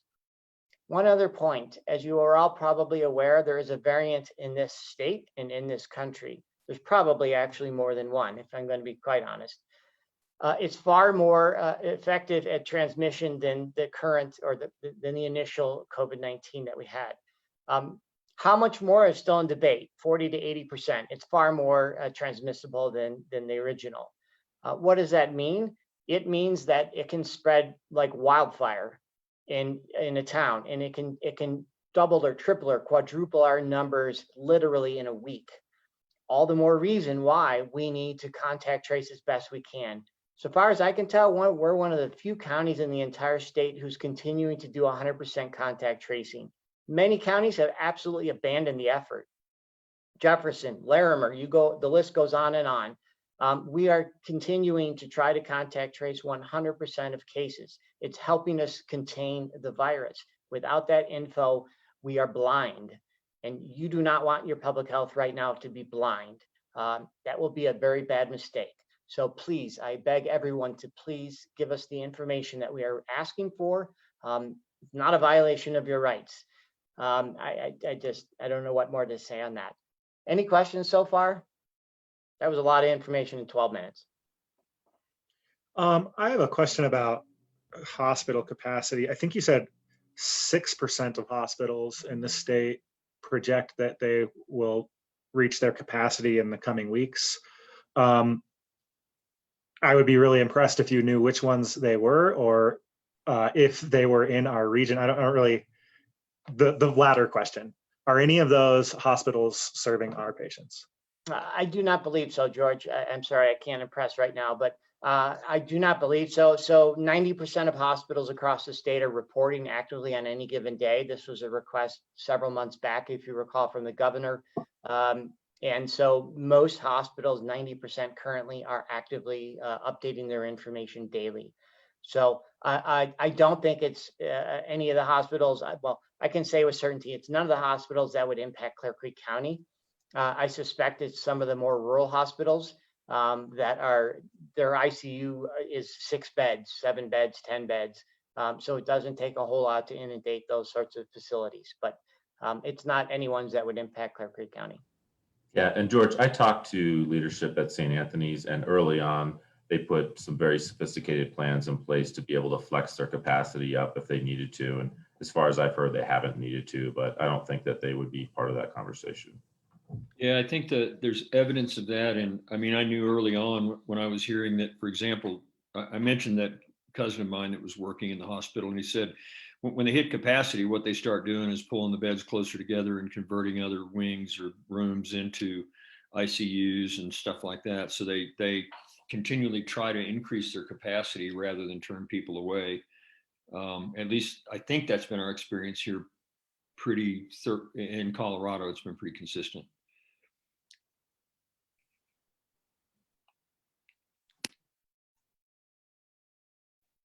So vaccines, we will let people know. We appreciate everyone's enthusiasm. We appreciate everyone's wanting to reach out to us. We don't have the staff to answer every single phone call. Please go to our website if you are in the groups that we mentioned. It also states on the website those groups. So fill out the pre-registration, and then that would put you in the queue, and our scheduling is up and running for those of them individuals who are in the queue, based on the availability, again, of the vaccine. I hope that we're inundated with vaccines. That would be an absolute dream come true if we received 500 or 1,000, but I don't really see that happening anytime soon. So we will disseminate them as we already have, as quickly and as efficiently as we can, but please be patient. I understand everyone believes that they're at the most risk, and this sense of urgency is great, but we have many people to vaccinate, like every other county. We're also having to deal with many people from our neighboring county who think that it would be more efficacious for them and quicker to come to Clear Creek County and get vaccinated. So we're having to sift through that. It's really doubling the amount of work we're having to do on that end of it to discern who is in fact a Clear Creek County resident and who is willfully wanting to just come to our county and get vaccinated, because the likelihood of them getting vaccinated in their own county is much further off than it would be in our county. So we're having to deal with that on top of everything else that we're trying to do simultaneously, contact trace, test, et cetera, et cetera, et cetera. So be patient. Everyone in the county who wants a vaccine will eventually get one. I promise you that. And so we're doing our best to get there. And it's important that everyone understand as well the safety of this vaccine. Of the 400 plus individuals that we vaccinated thus far, we've had no severe reactions to it. We've had no significant side effects to it. And so we're continuing to monitor that every time we disseminate the vaccine, and we're following up with these folks. In addition, when you do get a vaccine, the CDC has an application that you can download onto your phone. It's called the V-Safe, V as in Victor, Safe. It basically texts you for the first week every day, asking you how you feel in some of those sorts of questions. Absolutely critical information, because it's collecting it nationally, and it helps them to better understand what are the potential effects that individuals are having. So when you do get vaccinated, please download that. It's super simple. It takes 10 seconds of your day. and be as honest as you can when you do get the vaccine, because that information is very critical in understanding not only the next generation of the vaccine, but what's currently out there in people's arms. I want to go back to you talking about the need to show residency to receive a vaccine. Thank you for explaining why. My understanding is that the state of Colorado has informed us that if we vaccinate people who are not our residents, there will be consequences. And I think that's the groundwork for an important PSA, which is that if you live in Clear Creek County and you want to get vaccinated, you're going to need to establish your residency. I know many of my friends, I know there were periods in my life where I don't know if I would have been able to do that. It takes a little bit of work. And so that's something proactive that everybody can do. Yeah, and having said all that, this could change tomorrow. The federal government's position is these are U.S. property, and so anyone and everyone can get the vaccine wherever they want, which delightful. That's great. Except the reality on the ground in any specific county is a logistical nightmare if we have no idea how many people we're actually supposed to vaccinate, right? Are we supposed to vaccinate half of Jefferson County? That's good to know. But right now, we're not getting vaccines from CDPHE to vaccinate half of Jefferson County. That's not figured into our numbers and into our allotment each week, or any given week for that matter. So CDPHE is, I know, ongoing right now, discussing this and what their position is going to be. They have not yet come out with an official position on it that I'm aware of. So it may change tomorrow. So people should just be aware that we're doing our best with what the information is today and the reality on the ground today. If you are a Jefferson County resident, seek guidance from Jefferson County Public Health. They are as capable as we are. You have a much higher number in population there, so it's going to be a longer line, but they're also receiving more vaccines on a given week than we are. So right now we're asking just Clear Creek County residents, and I know there's a debate. Some people have second homes in Clear Creek County and they're partial residents part of the year. How many of those people there are, we still don't know a full number. So if it's a few dozen, that's going to be a different decision than if it's 500 additional individuals. That's going to change things quite a bit. So we're still trying to work through that. Again, so patience is the word of the day. Be patient and you will get your vaccine when it's your time.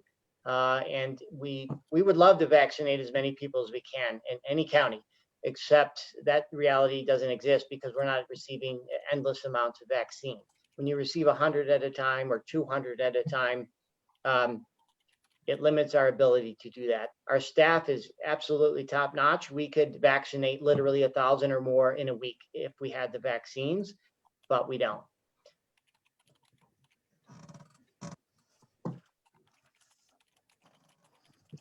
So I just want to say that any changes that we relay to you throughout a day or a week or over time isn't because we don't know or we're incompetent or we're not doing our job. It's because what we're told changes from the top.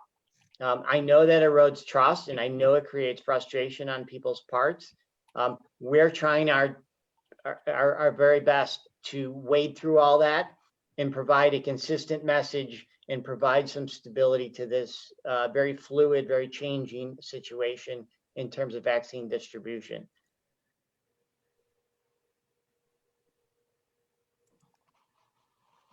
I did want to add how well our vaccination site went last Friday.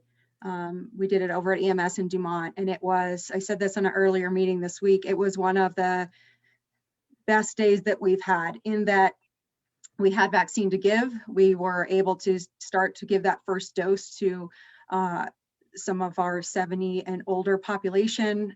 It was organized because we only had one person that showed up without an appointment. And it was really, I did not like saying, unfortunately, we can't vaccinate you today, but that's the reality because what we were doing was periodically making sure that we knew exactly how many doses we had given.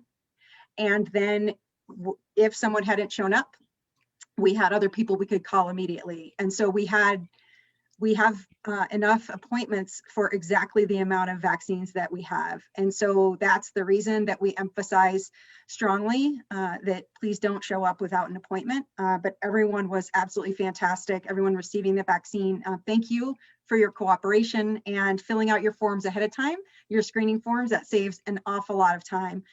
What we are doing now is revising our Google online form. You can call it a information form, a pre-registration form.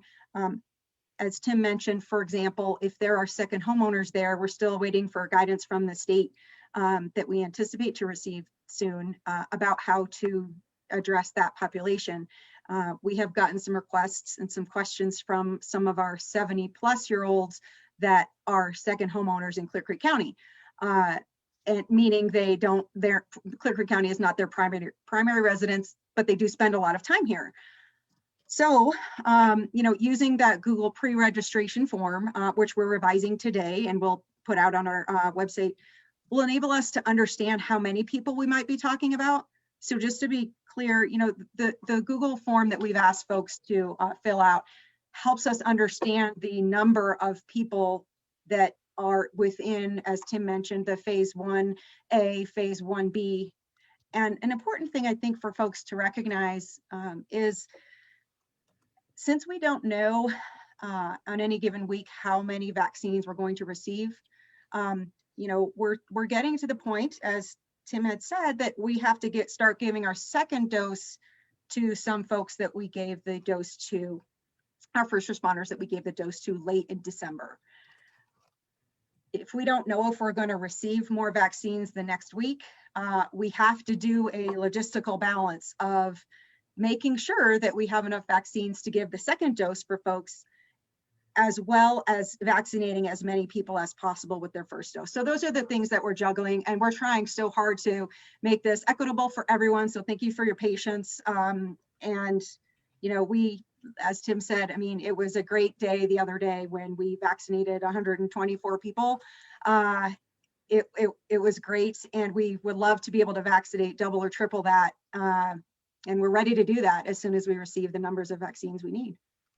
Yeah, 2 points on follow-up, Suzanne. I think we would have received 125 hugs last week if it was even remotely appropriate, for sure. The other thing I want to say is that CDPHE, and I mark the record, I'm glad this is recorded, CDPHE is doing the best job they can. The reality is they too don't know from the federal level how many vaccines they're going to receive exactly on any given week. In addition, there's other variables like, have all the hospitals vaccinated their 1As? Because every hospital has not yet fully vaccinated 1As in their group. And the further ahead we get on any one group, 1B, et cetera, we may be too far ahead that they will shift vaccines to a hospital or to somewhere else because they need to fully vaccinate the 1A. So that's the logistical nightmare around why we don't know on any given week. It isn't CDPHE's fault. It's the reality on the ground, not to put blame anywhere, but the reality on the ground. In addition, I'm very hopeful and very optimistic that January 21st, we will begin to have a national plan in this country around not only the vaccination dissemination and what that looks like, but also ramping up vaccine development or vaccine manufacturing, in addition to an actual COVID plan on how to mitigate it from a national perspective. Right now, as you're aware, the last 10 months, it's been state by state. Many states are absolutely struggling, and many states are doing much better, which is a relative term. So I'm hoping that guidance coming out in the next several weeks will help at least move the entire country in the right direction. The US leads the world in cases, hospitalizations, and fatalities. And I think the lack of a national plan is why that is. There is no guidance for all 50 states. It's a patchwork, as we discussed on our county meeting today with the governor's office. Having 52 different plans in the state of Colorado makes zero sense. and it's an incredibly ineffective way to do things. We're seeing that in spades now across the US. We have 50 different plans and 50 different ways to address these things. Similarly with vaccination rollout. I mean, in Florida, they had senior citizens camping out overnight like it was a concert or something on the sidewalk to get vaccines, which is absolutely shameful. It's mind-boggling. We're not going to do that in Clear Creek County, nor is any county in this state going to do it, because there is at least a state plan in how to roll it out, how to do things. And we're working with the state as best we can on any given day, week, and month. And we'll continue to do that for the foreseeable future until we can get everyone vaccinated. One more point I just forgot. Once you get vaccinated, it is not a get out of jail free card. You still need to wear your mask. You still need to socially distance, and you still need to not have people over at your home.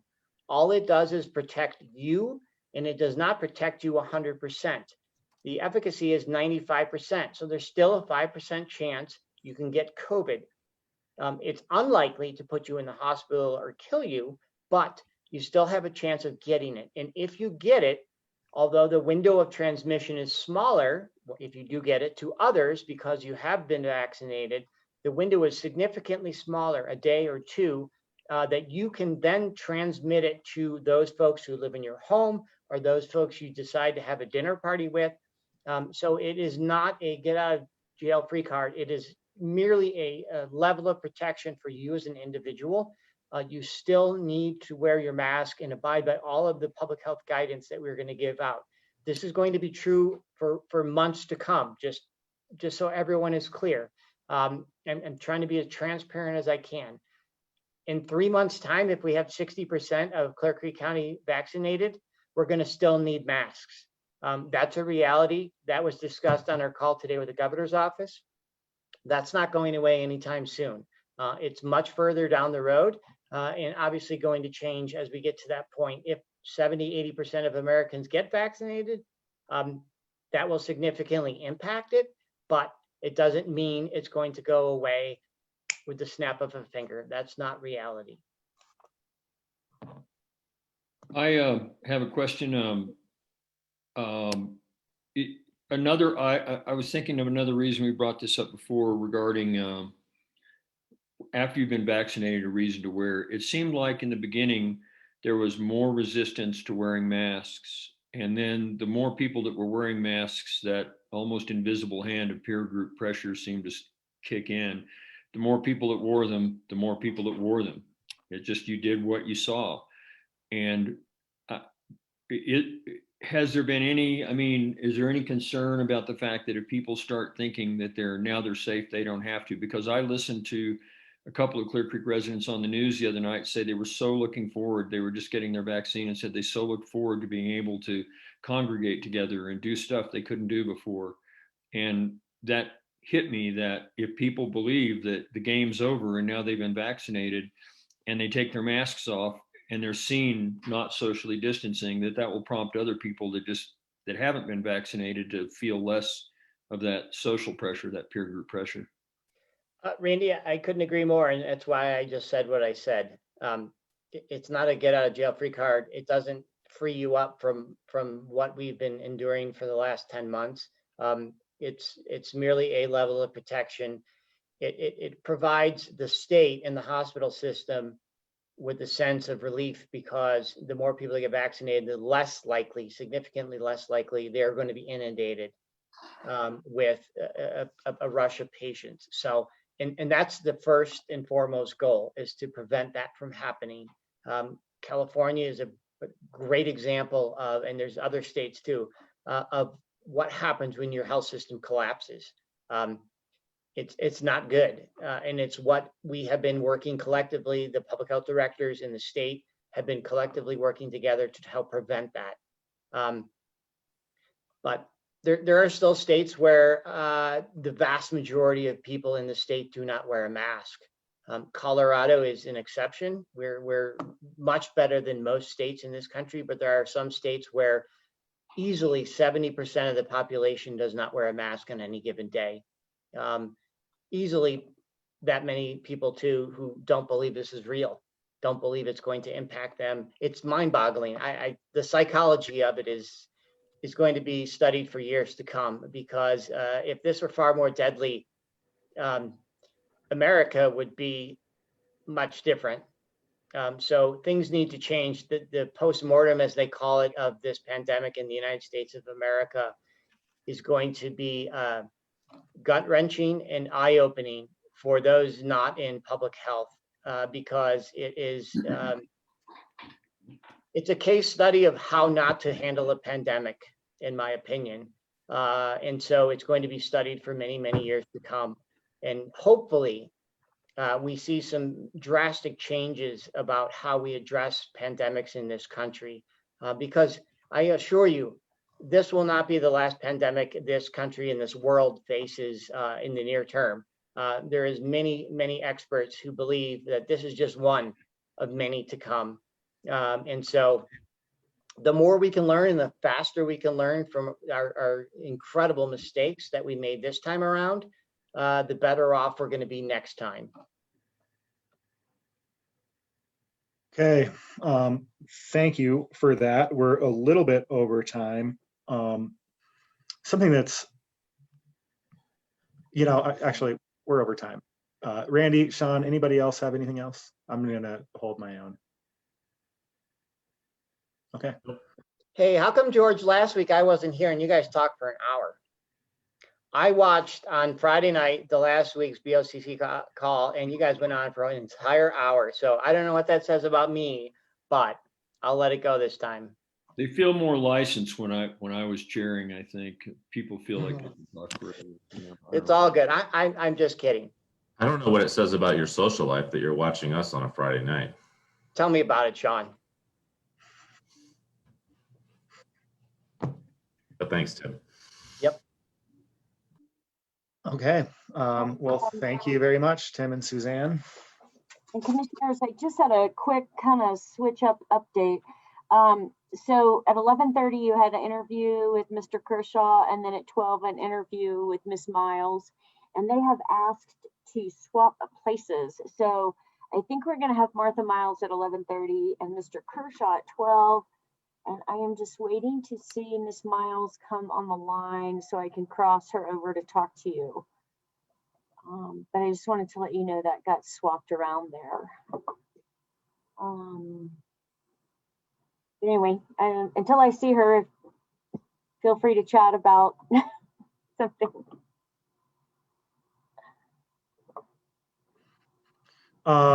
Keith, I think we skipped the manager update. We could start talking about that, or board, what's your pleasure?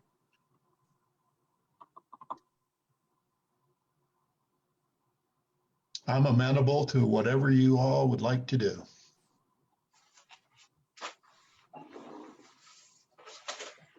Why don't we go ahead and see what we can get done on the manager update while we. Okay. For Ms. Miles. Thank you, board. I don't think this is going to take too long. I just wanted to touch base on a couple items. Number one was just our ongoing efforts relative to the organizational plan and strategic planning. If you recall, about a year ago, we went through a pretty quote unquote extensive process to create a 5-year strategic plan. Hard to believe, but that was a year ago. It seems to me, it seems like 10 years ago, but what we need to do now is update that 5-year strategic plan, since we've already 1 year has transpired, and we need to circle back around and see kind of what the status of the 2020 objectives has been. And then also we'll add another year to the 5-year plan. So we need to come up with objectives for the 2026 year. And I think just a quick reminder, last year we actually created 3 main goals, and those goals were fashioned after our mission statement. And then for each of the, the overriding goals, and then we had annual objectives that address those 3 goals for each of the years. And we again need to circle back and update the plan. This time, however, what we would like to do is be much more engaged with our organizational staff, with the employees, both the directors and the frontline employees, because we want their input, we want their feedback on the strategic plan. I mean, those are the folks that are implementing the plan. So obviously we need to get their thoughts, their feedback, their input, and their buy-in to the strategic plan. So that's something that Amy and I are putting together. You know, I talk about we need to do this, we need to do that. I think the next step for Amy and I is actually put a time frame together, a calendar, so that we have milestones that we can achieve or accomplish. And so that's one of our next steps. We've got a number of things that we'd like to do, and we'll just put that on a calendar so that we don't lose sight of those things, and we can keep this thing moving forward relatively quickly. I will let you all know that we did talk with Franklin Covey. I think you'll recall that we've used Franklin Covey numerous times in the past to assist us with organizational development, leadership development within the organization. And we did have a conversation with them, late last week. And it was good to get their insight, their perspective. They gave us some suggestions as we move forward. So that's something we're certainly taking into consideration, is what Franklin Covey has shared with us. And one of the primary components that I think some of you will remember is the 4DX program, the 4 disciplines of execution. And we spent quite a bit of time a couple years ago creating and quote unquote implementing the 4DX program. That's something we want to circle back around and incorporate into what we're doing with organizational and employee development. As I said before, this time around, we want to be much more engaged with our employees. Speaking of that, one of the things that we've also been talking about, when I say we, it's primarily Amy and I. Kate's been involved. One of the things that we would love to accomplish is a much better, more appropriate employee conversation program.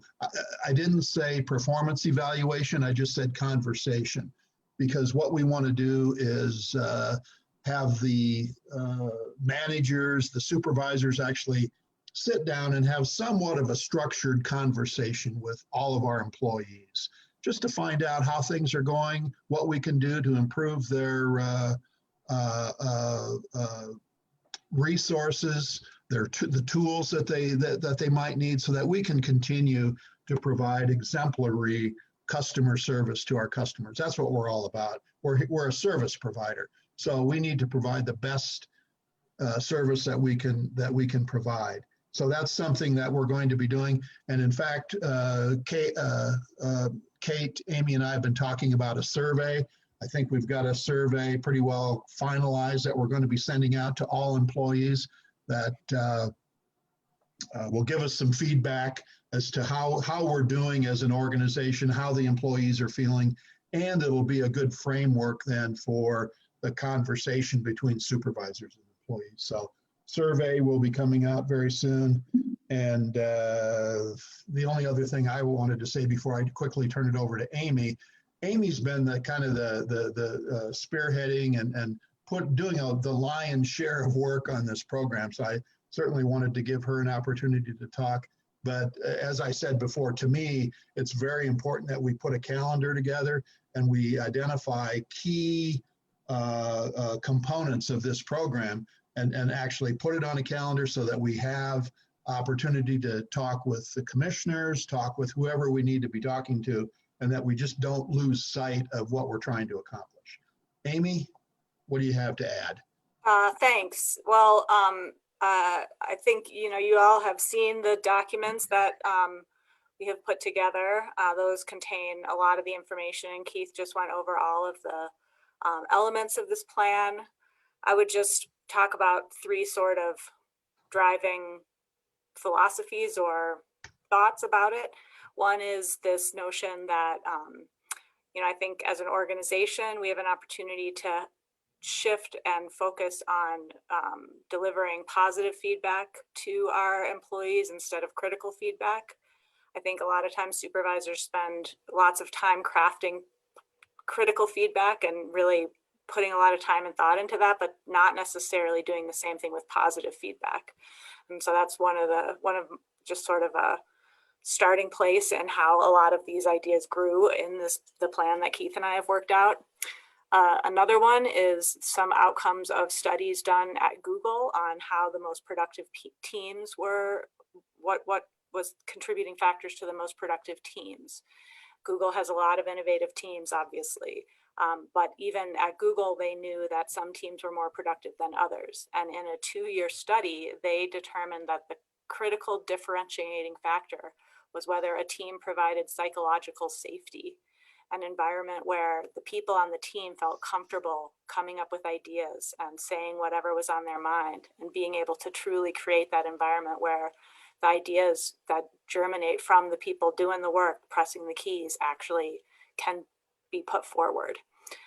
Those are two really critical ideas. Another one is just realizing that here in a county government, it's not so easy to find a metric for success. We don't necessarily have profit. Well, we don't have profit. We don't have a clearly quantifiable metric for success. And ultimately, what our metric is the goodwill of our residents. And being able to build that and deliver on that and do everything we can to grow that is how we're going to continue to grow our ability to serve and build our success as an entity. And so those three things are really what this plan is born of, and what I hope we can pull together. And by getting this plan together, by focusing on tools for teams, by helping each individual staff person feel a connection to the mission of the organization, and by creating a plan that is explicitly rooted in the mission of the organization, I think that is really going to set us up for being able to do that. And I might add that I think I mentioned in an email to the board, as soon as this coming Friday, Amy and I are meeting with our leadership team, and we're going to have hopefully an in-depth discussion with them, get their input, get their feedback. So we're going to be moving relatively quickly on this, and again, that's why it's important to have the calendar. And then just one final comment, because I think your interviewee is on the line. Sean has expressed an interest in what we're doing. He has a personal and a professional interest in the topic, actually, of organizational and employee development. So we've been bouncing some ideas off of Sean as well. But Sean, I didn't want to leave you out of the equation. So thank you for doing that. I have comments for after, so I know we have something more immediate, but thanks, Keith. You bet. Yeah, I'm expecting that we'll have more dialogue on this maybe after these interviews. So thank you all for that introduction. We'll try to keep that all in our heads, and let's go ahead and jump into our interview. Just so everybody knows what's going on, this is an interview for reappointment to the Clear Creek County Board of Adjustment with Martha Miles. Martha, we decided that we would like to interview folks and hear from them a little bit before we reappoint them. And so that's what this setting is for. We did receive your email answers to our questions. And so all of that said, I think I'm just going to leave it to Randy and Sean to ask any follow-up. Hi, everyone. Thank you very much. So yeah, happy to answer any questions. I can share that I think I've been with the board for probably close to a decade at this point. And from last year into current, I am the present chairperson, and happy to continue to operate in that capacity, and happy to answer any questions any of you have for me. This is Sean. First off, thank you so much for your long service. What I always kind of wonder is, what is it that motivates you to continue? And then maybe sort of another part of that question would be, how will you know when it's time for you to be done with this? Yeah, I appreciate that. So as far as what motivated me to even sign up or continue in the first place is that, I was having some of my own experiences with, with understanding how the lands and things like that work in the county with my own property. And I'm the type of person that feels that, rather that it's better to be a part of a solution and understand it and try to benefit others by the experience that I've gained. Also, I did notice with the board in the past, and it still is that quite a bit present, but it's a little bit less now. But often the members of the board were all persons kind of, directly involved in the type of work that might be affected by decisions that the board made. A lot of we're finding in the past, a lot of people were either builders or otherwise involved with building or things like that. That was really for me the motivation to also be involved. I'm not in any way, shape, or form involved in building or anything like that. Far from it. I'm much more able to address the prior topic on vaccines and compliance and COVID. That's in my area and medicine and health. But anyway, that said, at this stage, I'm very happy to continue on with the board. We are down again some persons that we need to add, but I find that it's quite manageable to be part of it, and also really appreciate that except for a couple of us, some of the members of the board are a little bit newer, so I'm happy to continue, and it would be my plan to give quite a lot of notice before. Also, I can say that I'm the only female at present on the board. And I would say that except for a few others that are retired or whatever, I would say that my own working background is the most different from, others that are working as part of the board. So I hope that answers your question. Yeah, and along those lines, do you have any recommendations for us to better support the activities of the board? You mentioned diversity. I don't know, we probably haven't done a really excellent job historically of recruiting for any of the boards that the county has stood up. So do you have any ideas about how we might be able to improve things?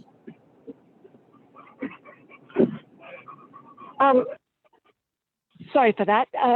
Yeah, so I think in the past that a lot of members of the board it's been word of mouth or getting people interested and involved. So it's a bit challenging, of course, during this particular period that we're dealing with, but certainly I would say that I think a good opportunity for bringing in new board members are those persons who have the opportunity to come in and present their own cases, people that are, again, actively trying to understand the correct processes to develop their properties in the county and learn that way. And, really, I guess sort of much like I did. In fact, I didn't need an adjustment hearing, but I was trying to learn about, basically the rules and regulations when I first became part of the board, many years ago. But I think that, that's really a good opportunity that we could be letting persons know when they come that, maybe they want to consider being part of the solution or being part of, trying to, learn more and educate others and also educate themselves. So I think that that's a good opportunity to do so.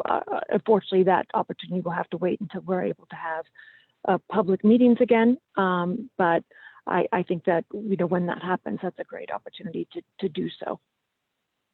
Yeah, thanks. And I mean, one of the 8 areas of diversity that I think about a lot is, I don't know if you call it age diversity or experience diversity. One of the challenges with any type of volunteer board is, ideally you want to have a third millennials, a third peak earners, and a third retirees. And usually you end up with 80% retirees just because they're the people who have the time and you know, it's a time of their life where they're able to get back. So anyway, that's something I guess we'll have to continue to work on. But thanks again for all your service and for your interest in continuing. And I think I'll just turn it over to Randy. Yeah, thanks for being here so long. And the only comment I would make about Sean's thought was the millennials might be becoming those peak. It's becoming an anachronism. You know, it's they're getting to where they're no longer the young ones pretty soon. So I was thinking about that recently about my own offspring, and I'm getting to where I can just about kid them about being middle-aged here any minute. So, but anyway, thanks for being there. Have you had, you know, in your experiences, you mentioned that you, and your reason for being on the board was that you wanted to be part of the solution. And there's a flip side to that, which is I assume is as opposed to being part of the problem. And did you have experiences that caused you to believe that it could be better? And did you think about what you would like to do to make it better when you came in to the board originally? Yeah, you know, I think maybe you weren't even there. I'm trying to remember back when I first, you know, had an interest in becoming, you know, part of the board and learning.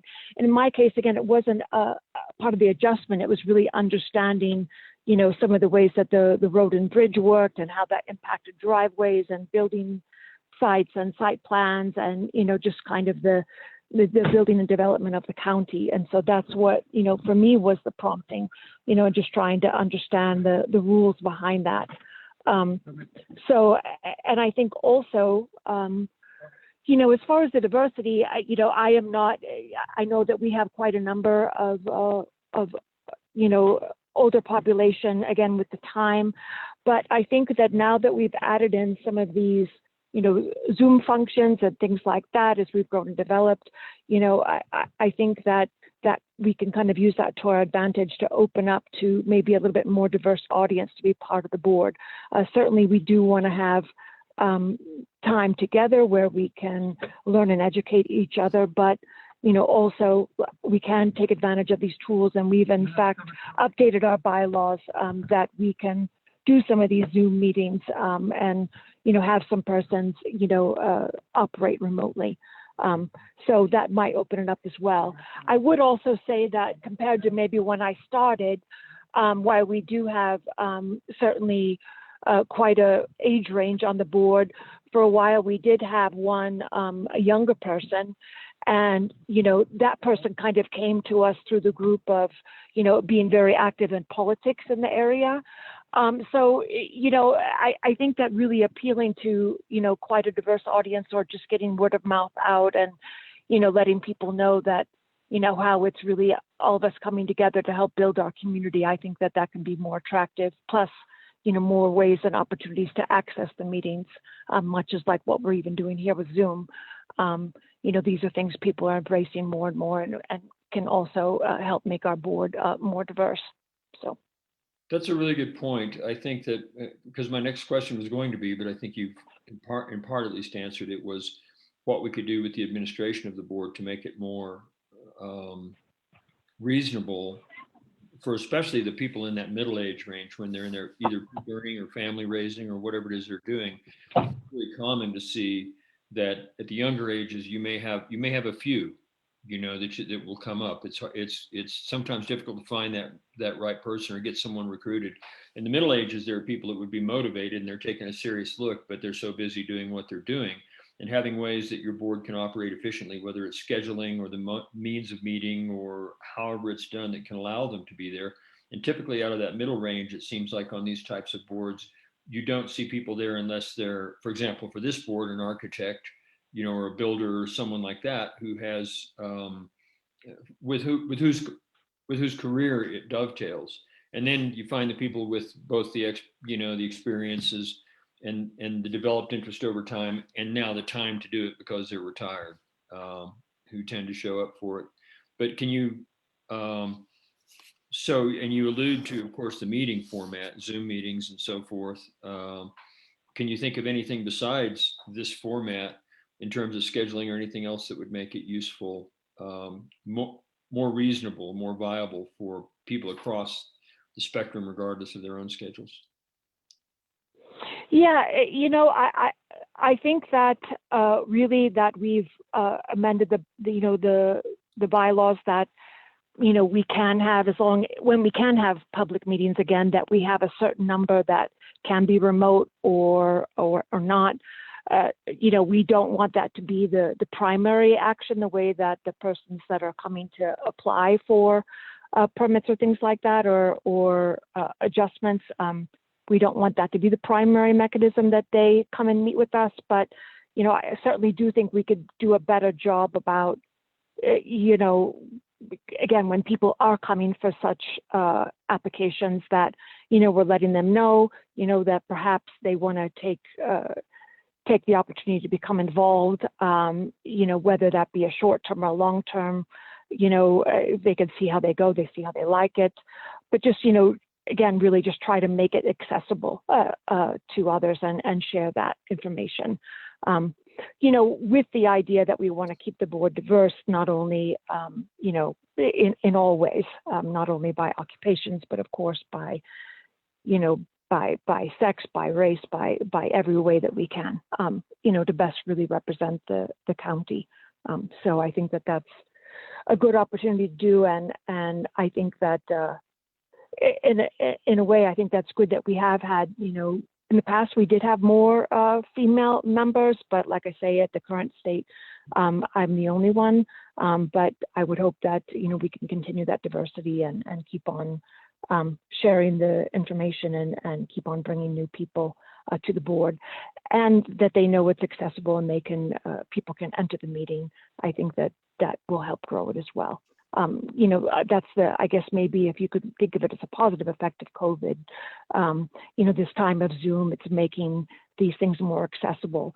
And perhaps maybe not everybody in our area has the best, wireless or internet or something like that, but they can access meetings via phone.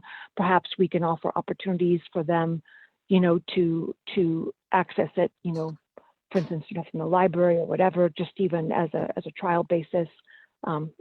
Things like that.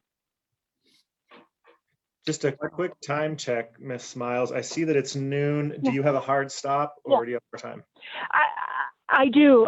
And in fact, Bob and I traded. So if that satisfies your questions, I do have another meeting I have to join. I apologize. I was just going to say that really exhausts appreciate questions. So sorry to interrupt. Okay. Make it clear. Oh, no worries. No, thank you very much. I appreciate that. So, so then do I have the support of the board then to continue? I don't know that we're set up to take action on that at this time, but I don't have, I'll speak for myself. I don't have any opposition to you being here. Okay. Yeah, not at all. Thanks again for your long service.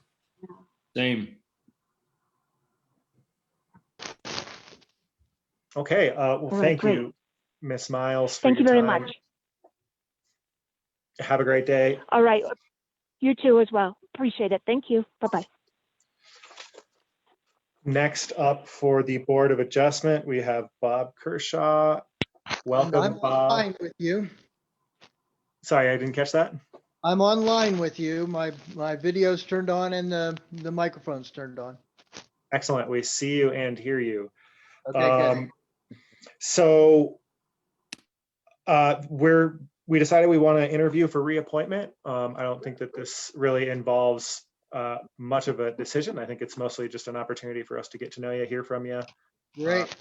confirm your interest. So if you don't mind, maybe you could just kind of tell us why you continue to be interested in being on the Board of Adjustment. And Well, as I wrote in my answers to your questions, I built a cabin myself, by myself. It's located right up the hill from the old Mormon church off of West Dumont Road. I designed it with the help of Dennis Anderson over at Jeremiah Johnson Log Homes, and they did the excavation and concrete work, and I built the rest of it myself. And I got a tremendous help from the county. Both, I had 2 variances that I needed to apply for, and both of them were approved. So I had some good interaction over about a year's period with the Board of Adjustments. That was my first real interaction with the county other than applying for my building permit. And then during construction, I interacted a lot with Deb Kirkham, who is the main building inspector for me for the county. And she was so helpful. She was a stickler and she was tough on me in many ways. And but for the vast majority of the things that she required and that the Board of Adjustments required really were value added to me in my experience of building the cabin and ending up with a tremendous positive experience, both with the county and with the end result of the cabin. It turned out to be spectacular. And when I saw just an email from the county a few years ago saying, hey, we're looking for volunteers for the Board of Adjustments, I thought, wow, there's a place that I could be positively involved in the county and get to know more people. And talked to her with my wife, and she said, this is great. We'll be invited to lots of parties in the county. That hasn't happened a whole lot, but we have gotten some really wonderful relationships. And my background is I'm an engineer, mechanical engineer, and I was an engineer doing root cause of failure analysis at the Palo Verde Nuclear Generating Station outside of Phoenix for 37 years, and learned a lot about construction during that time and put that to work with building my cabin. And I just see a lot of ways that I can both support the county and support other people that are wanting to build on very difficult, challenging lot sites that are prevalent throughout the county. And with my experience and my own passions, feel like there's a place for me to be positively involved, especially in this Board of Adjustments board. So that's kind of my background, my passion, and my my focus. Thanks, Mr. Kershaw. I remember talking to you when you applied in the first place, and I think that you bring up a couple of really great points. I think it's always excellent to have somebody who has been on the other end of the process to speak into how to administer it properly and how to ideally even improve it. So and building on complex terrain. I remember I've seen your house. I know exactly where it is. So again, I just wanted to say thanks for your continued interest. And as I mentioned to the previous candidate, you know, if you have any ideas about how this board can remove obstacles or make the experience better for not only you guys, the volunteers, but also the public that we serve, I'm sure that all three of us would be all ears to hear that. Okay, well, I've really, I see myself more in a listening role than a dictating role in the board. I'm still learning some about the rules and the regulations that constrain the board. Out of all the cases that we've had, there was one that bothered me more than others. And there was a case of a gentleman who wanted to build a large garage at the top of a mountain. And he personally bought a large truck and snowplow because he lived at the top of a county road that was not maintained in the winter by the county, but there were about 5 or 6 families that lived along the road, and he could plow it because it was steep and he was uphill, and so he could plow down and clear the road. And it was identified even by Road and Bridge that it was a hill that they really could not move the snow on, but he was able to because he was coming down from the top. And he wanted to build a garage that would be able to hold his snowplow out of the weather. And he had a little bit of encroachment in the easements from the potential expansion of the road. And we ended up denying his request because of the encroachments, telling him he could push the garage back into the slope a little further, do more excavation and make it smaller. And I thought on that case, and there was a lot of the rules that constrain the Board of Adjustments that we struggled with. We personally, I think we really wanted to help this guy and almost reward him for the role that he had. The road ended down the hill on the other side of his property, where he really didn't plow. There was one additional property there that the owner had pretty much decided they would never do any building on or improvements. There was a little shack down there that people used in the summer. And so he didn't plow that direction, but we ended up saying no to him, and he had to redesign his garage, and it cost him more money. And I don't think he was able to build it big enough for all the things that he wanted to put in it. But I was disappointed with that particular decision, but we were constrained by not giving advantage to someone that would later on someone could point to and come back to it and say, well, you gave him advantage, why won't you give me advantage? And I thought, well, maybe we ought to be able to be a little more lenient on some cases where there is such positive impact to the county and to the neighbors. And all the neighbors none of the neighbors had any hassle with it all. And the county said, we really don't have any particular plans to improve this road, but if we ever did, then he would encroach on it. He would encroach a little bit in the easement. So that was the only case that I've really kind of been caught on. But I understand the need for rules and stuff. And frankly, when I was building my cabin, I live on the cabin access is an unimproved mining road, Blue Ridge Road, unimproved, at the end of a half mile down a dirt road. And when I was doing mine, the county told me, well, you have to put down 4 inches of crushed stone on your driveway. And I thought, I'll get stuck in my driveway. And I'm on an unimproved rutted dirt road, but I have it. But you know what? It has really turned out to improve the access to my cabin to have that stone on the driveway. So I see both sides of the story and both sides of the dilemma. So that's me.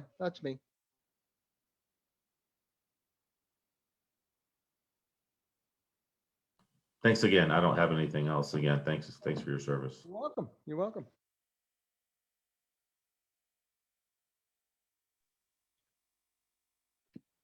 And I actually don't have any other questions myself to add.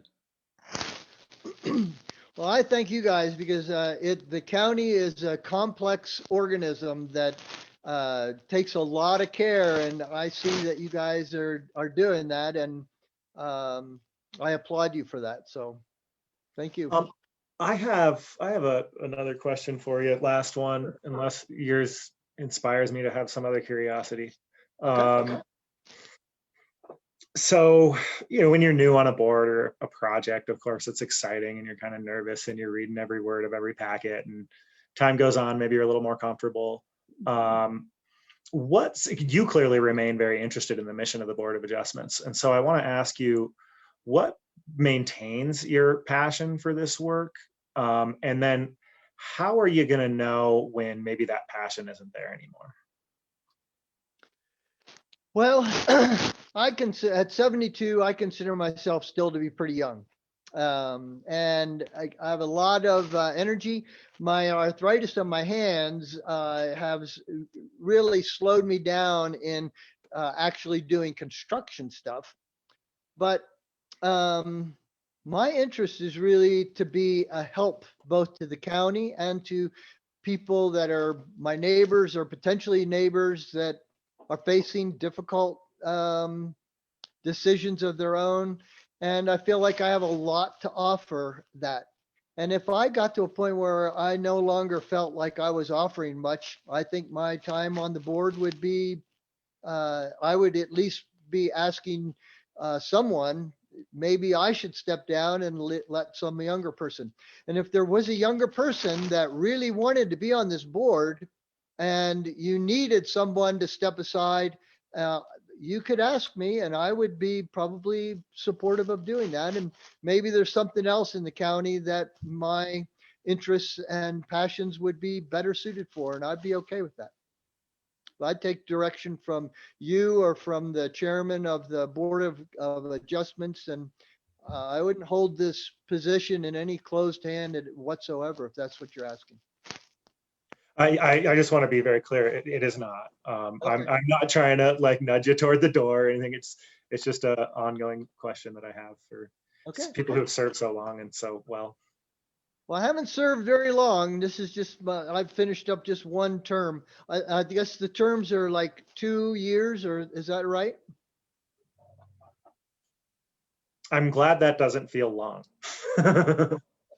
No, it doesn't feel long to me. Maybe it does to you guys, but you're much bigger targets than we are on the Board of Adjustments, at least so far.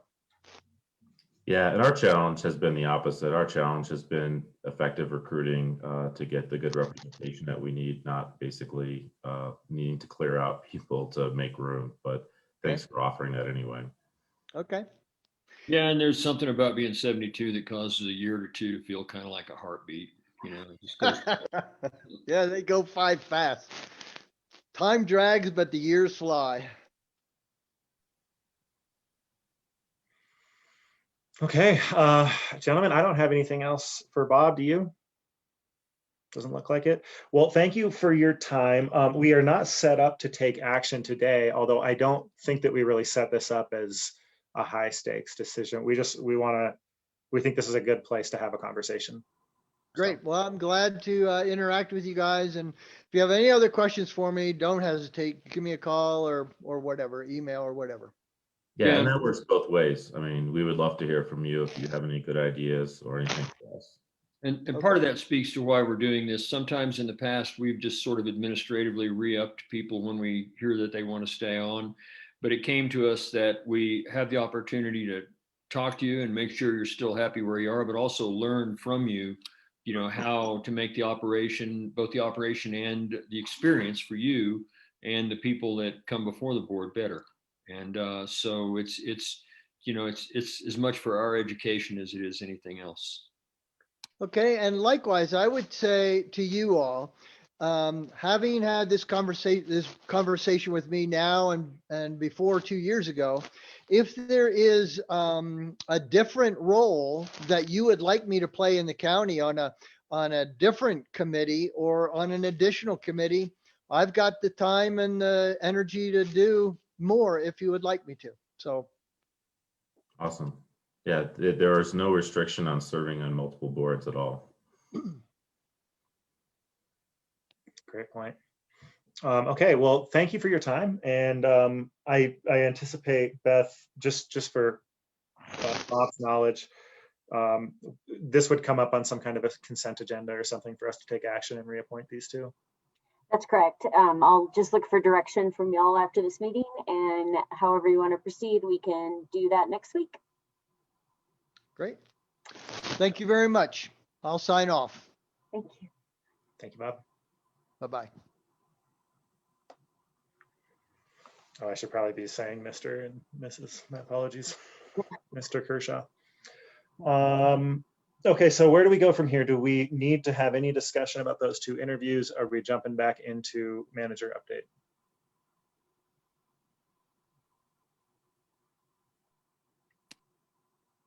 If you want to wrap it, my contribution is very quick. I am in support of reappointing both of them.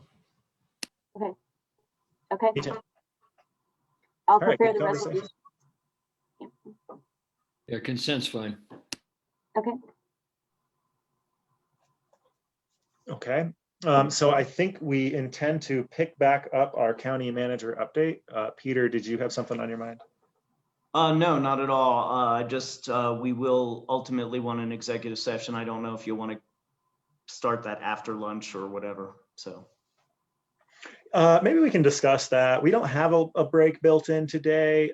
Sean, Randy, what's your pleasure? Are you trying to run all the way through, or would you like to get a lunch break in? Or No, I'd prefer to, my preference is plowing through. Yeah, but unless it's like a 3-hour type of a thing, I agree. I can go with that. That's fine with me. I might ask for, 10 or 15 minutes at some point. And so let's see here. We were talking about employee development, and Amy did a great job setting the stage. Maybe we can pick it back up. And I did have a quick comment, and I wanted to make a parallel. Keith mentioned that we had done something, and I think he even used the word implement. I would probably not use that word too strongly with respect to 40X. I think we learned a lot about it. I think some of us, probably most of us, were kind of energized about the possibility of having a better government and getting things done more quickly, more effectively. When I look at the recovery efforts we've done, I think there's really two key things, right? We spent money, we hired people, we put a meeting on the calendar for every Wednesday, and we basically made it a major focus. And this is a different type of an effort. I mean, recovery was two critical things, right? It was urgent and it was very important. I personally view this as very important, but it's something that's easy to kick down the road more, as we have already done. So I would just think those are good tests, right? And I know that there's a potential to contract with Franklin Covey. My personal belief is that, it's kind of like football, right? There's the West Coast offense. There's all kinds of different offenses. And if you pick one of them and commit to it and really focus on it, it's probably going to work. So we already know Franklin Covey. I like them. I'm fine with moving forward with them. But I think the real key test is, mutually becoming committed to this. And I'm happy to kind of provide some executive sponsorship, if you want to call it that. And I think it is important for our strategic goals. At least I think the three of us ought to maybe pick one or two that we really feel a lot of passion and energy around, and be a corporate, or not corporate, but executive sponsor for it. And I'd be happy to do it here. And I think that's pretty much all I have to say about it, other than I'm excited. And I really appreciate, George, that you used the words employee development. And I think that's really what we're focusing on here, is identifying ways of employees being able to improve themselves, both professionally and I would even say personally, to make their job better, to make their lives better. And ultimately, the beneficiary of that will not only be the staff, but the taxpayers who we serve. I think I'll just try to be real brief about it. I agree with all of that. I think that I think we know that we have good organizational people here. We have good organizational minds, I think, in the commission and throughout our organization. And I think making for better, for people to be able to help themselves as both professionally and personally, because a lot of the same principles apply, as well as to make a better organization within which that happens and is more effective as it operates.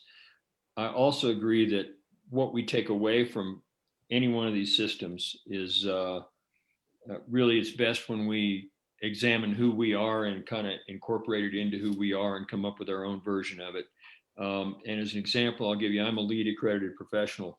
I never LEED accredited a single building because I looked at the administrative cost of doing it and all the rules and things you were held to, and realized that if I simply applied the principles that I'd learned on the way to deciding to do it and then getting accredited, apply the principles into the daily operations of that building and constructing that building, I accomplished the same thing and saved the people a lot of money.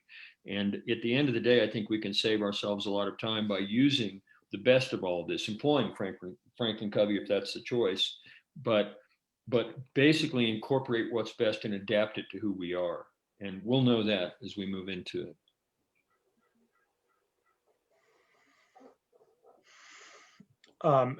Yeah, I am all for this. I think I have maybe I have one concern, which is that our staff is in the middle of a marathon sprint. And I'm a little bit worried about what it looks like to say that we're going to start scheduling weekly meetings around 40X. I'm not aware of anybody on our staff that's hitting their mark in terms of the hours worked. I think we're all way above it. And so what are our thoughts about the timing of this and how we fit this in a way that doesn't overwhelm our staff or take away from like real day-to-day duties that are incredibly urgent during a pandemic? I'll let Amy speak to that a little bit, but that's why I wanted to sit down and take the program that we put together and convert that into a calendar so that we can kind of see what it looks like time-wise, what it looks like relative to the amount of resources that we will need. And at the same time, I don't want to just kind of, as Sean was alluding to, not just set it aside because, yeah, we've all got other things we're working on, but this is, you know, a high priority, I think, in my mind, in your minds, and it's something that we need to move forward on. So as far as engaging staff, I think the best thing to do is, number one, Amy and I will be talking with the leadership team on Friday. I think I want to get some feedback, some input from the leadership team as to what they're thinking from a resource standpoint, but also then to really put this down on a calendar so that we can see how and when we are moving forward. And I haven't, Amy and I haven't had a chance to really focus on that discussion, but I think even prior to, you know, once we hear back from the leadership team, I think the next step is to put it down on a time frame, on a calendar, and we can get some appropriate and applicable meetings scheduled with the appropriate and the applicable people. Yeah, I mean, I think there's definitely no immediate scenario that involves weekly meetings for this project. I mean, to me, the way that something like this works is if it gets woven into the work that is happening already, you know, so existing staff meetings become a vehicle for using the platform, not an addition to the platform. And that's ultimately the work that you can't hire anybody to help you figure out. You know, we need to be, that's our commitment as staff and as an organization, that we use the advice of the experts and use the resources that are available to us. But it's like anything else, you know, like ultimately you can read about every diet in the world, but you are the one that has to change your grocery list, you know, and you are the one that has to make a different decision every time you open the refrigerator, you know, like, and that's what the next few months, I think, is what we're talking about is, and working, making it very, I think it has to be very inclusive. You know, I feel like I've been on enough teams that I've been like the victim of some great organizational plan, you know, and it has to be really genuine consent and buy-in of everyone on the team. And that's the art of it, you know, and I think that's what that's why a system like 4DX is really a good one, because it's the bones, you know, and there's a lot of room to use those bones in a way that can help a team feel more productive and feel more connected to the work that they're doing, not feel put upon or criticized or, you know, goaded into better performance. You know, it can't come from that perspective and work, in my view. So I think that's what we're headed for. That's what we're trying for here. Yeah, and what I would add to that, I think, George, you raised a really valid concern.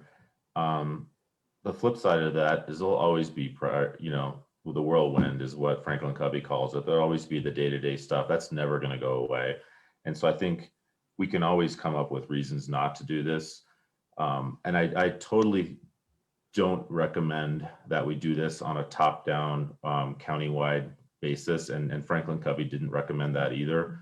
What they recommended is that we pick a specific area within the county, get, deep commitment from maybe one department manager, and essentially roll the program out within that department, learn a lot of different lessons. I take a little bit of a different view in terms of customizing. I mean, when I started in the financial business, my boss basically told me, here's how you do it. And, once you're killing it and you're financially crushing it in this shop, you can do it your own way. But until you have success, you should beat a path of success that other people have already proven. And I kind of think that probably applies here. Yeah. And, in terms of whether it should be weekly, I was just using that as an example with recovery. I mean, that was the right solution for recovery. It's hard for me to think that and back to what Amy said, I would think it would potentially be part of the leadership meeting or some existing infrastructure that already exists. And then when it comes to employee development, to me, that is even more important than the 40X. And I would like to find a way, and I think, and I don't remember who I was talking to it, but we were kind of thinking about, like, how do we get to where we are, which in some ways isn't really that important. But I think I will accept responsibility for that, right? I've been around here for 4 years, and I never put my foot down and said, doggone it, this is important and we're going to do it. And I don't care what it takes. And I'm pretty much saying that now. So I think what I would suggest is once we have that in-depth conversation with the leadership team, once Amy and I have that in-depth conversation with the leadership team on Friday, perhaps next week, I haven't seen the agenda for next week, but next week we can report back to you, and hopefully we might even have a tentative calendar established as to here's what's going to happen, when, who's involved, that type of thing. That sounds good. And thank you for addressing the concern that I had. It sounds like you guys have thought about that and know how to manage it. I really like the concept of picking a department where we've got a supervisor that really wants to buy into this. Maybe we could also pick a department that's not public health. And we've thought of that. And in fact, we've got a guinea pig. I hate to use that word, but I'll use it. We've got a guinea pig division director and department that we're already focused on. And thank you, Amy. And we will utilize that. But at the same time, I think we can continue with the program countywide, maybe not to the degree that we're going to start with kind of a pilot department. Or division in this case. Hey, I've got a couple other real quick items under manager update, and then we'll get into executive session. I think, and Beth, I'm going to put you on the spot a little bit, but I think I had seen an email or correspondence from Kevin Duran. He's the guy with Accelerate Colorado, and I think he was asking or seeking another year's worth of engagement with Accelerate Colorado. But before we did that, I just wanted to see whether the board is still interested in participating with Accelerate Colorado. I know this past year has been totally ridiculous as far as much participation. We had anticipated going to Washington, D.C. That didn't happen. But, and Beth, I don't recall what the membership dues are or the fees for that organization. If you guys go to DC, it's $8,500. If you do not go to DC, it's $5,000. Okay, so I get ballpark $5,000 to $8,500. But I don't think we need an answer today. And if you're wanting to answer that question today, that's great. But I was just curious as to what your thinking was on the group Accelerate Colorado. And for that matter, there might be some other groups out there that we're currently members of, and they'll probably be coming up for renewal here very soon. So we need to think about whether it's Accelerate Colorado or any of the other organizations that we belong to. if you're interested. I think that for the purpose we've used Accelerate, it has had some value, and it's allowed us, I know in talking to folks everywhere in a number of different organizations, and it's definitely elevated our perspective and our concerns in Clear Creek with regard to transportation, particularly. But without the opportunity, I mean, but most of that happened through those Washington trips, to be honest. And it was as much as anything because of the face time we got in a special environment with the other Colorado leaders that went on the trip, not so much with our delegation in Washington. And I don't know of another place where we meet in Colorado with them to be able to get that same kind of impact. There's just something involved with the way we did it. But the catch is, I would say that when we go, it may be worth the 8,500.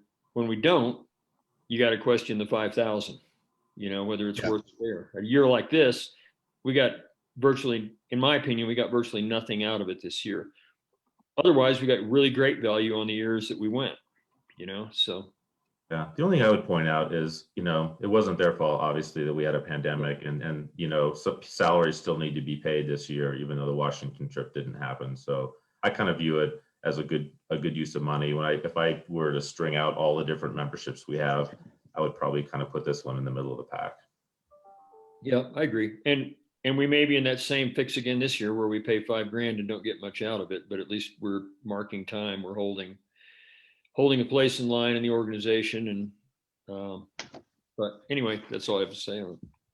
I share your opinions. I would welcome a conversation about that budget line item and how we're spending those dollars, what kind of dollars we have left. Okay, maybe at an upcoming manager update, I can get the budget from Beth, and we can look at what we spent in 2020 and what we had budgeted for 2021. But I'll make a note of that we can have that conversation here shortly. Yeah, we might even just set aside at least a half-hour work session rather than just a manager update. I think something like dedicated time, because then it's more top of mind. Exactly. You got that, Beth? Mm-hmm. Okay. The only other thing I had, and this is relatively simple, I think every year there's a whole group of emergency management people that get together and talk about their operation plan, and they review the plan, and they talk about making modifications to the plan. And in years past, I know that they've invited the commissioners to sit in on that meeting. And the group is just wanting to, I don't know if they had sent, to be honest with you, I don't know if they had sent out an invitation to you yet or not.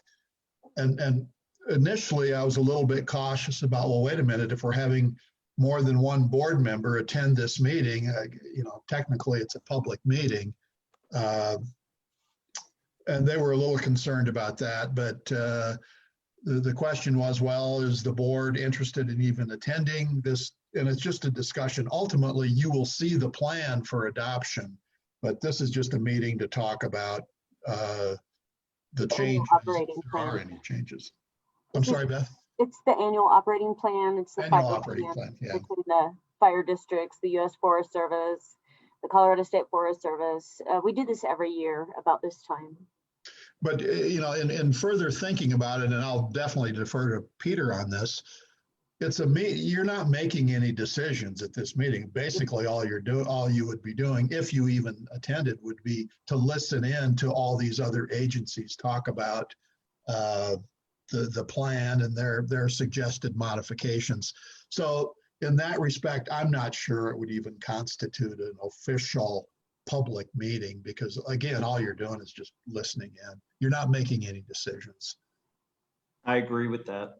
Okay, so I will let Jane know that she can invite you. Feel free to attend or not. But I just wanted to run that by you all. So that's everything I had. Thank you. Okay, thank you. I do see the calendar invite. Looks like February 17th, 9 to 11. Okay, so you did get it. Okay. Yeah, and given Peter's advice, I will try to attend and listen in if nothing more urgent comes up in that Okay. slot. All right. But like I say, ultimately, you'll see the final plan for adoption at some point in the future. So I have a real quick question. Is there the possibility to have a more vigorous debate this time go around by virtue of the fact that many counties have actually done an EOC and had real hands-on experience with this because of the pandemic, or is this related to a little bit of a different context? yeah, I think I'm not sure my recollection is, and I have a vague memory, but I don't think there's a whole lot of discussion about the EOC. I think it's more about just, it's primarily, I think, on wildfire planning and that type of thing, and the different agencies, how they respond and how they communicate with each other, that type, and whether or not there's any interagency agreements that need to be modified, that type of thing. Okay, so to follow up on that, the public health emergency plan that we have is not part of this conversation. I don't think so. I can verify that, but I don't think so. I think it's a different. This was related to fire. It's more fire, yeah. Other catastrophes that we may face soon. Yeah, unless we get some snow here pretty soon. What could go wrong now? So that's it for me. Peter, I think I had seen you sent out a Zoom link for the next executive session. So thank you for doing that. So, and no, never mind. It's not my job. It's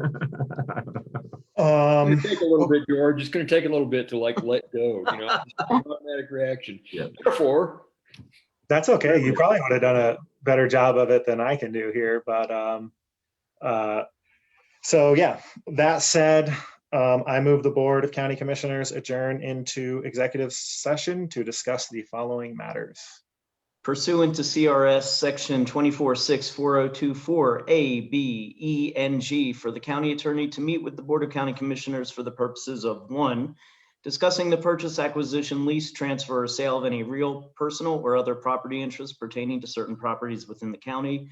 2, discussion of documents protected from disclosure by the mandatory non-disclosure provisions of the Colorado Records Act, specifically CRS section 2472-204, subsection 2, subsection A, subsection 4. 3, to determine positions relative to matters that may be subject to negotiations, developing strategy for negotiations, and instructing negotiators with regard to use of certain properties within the county. And 4, having a conference with the county attorney for the purpose of receiving legal advice on specific legal questions relating to the scope of legal services relating to 5-star programs. Second. Okay, all in favor? Aye. Aye. Aye. Okay, the board will adjourn into executive session. No written minutes will be made of the session. And for the purposes of this recording, we will not be entering back into regular session. So I'm going to make this statement now. The board has concluded its executive session. No written minutes were made of the session and no decisions were made. Perfect. Thanks. And just a little warning, I'll be there at 12:45.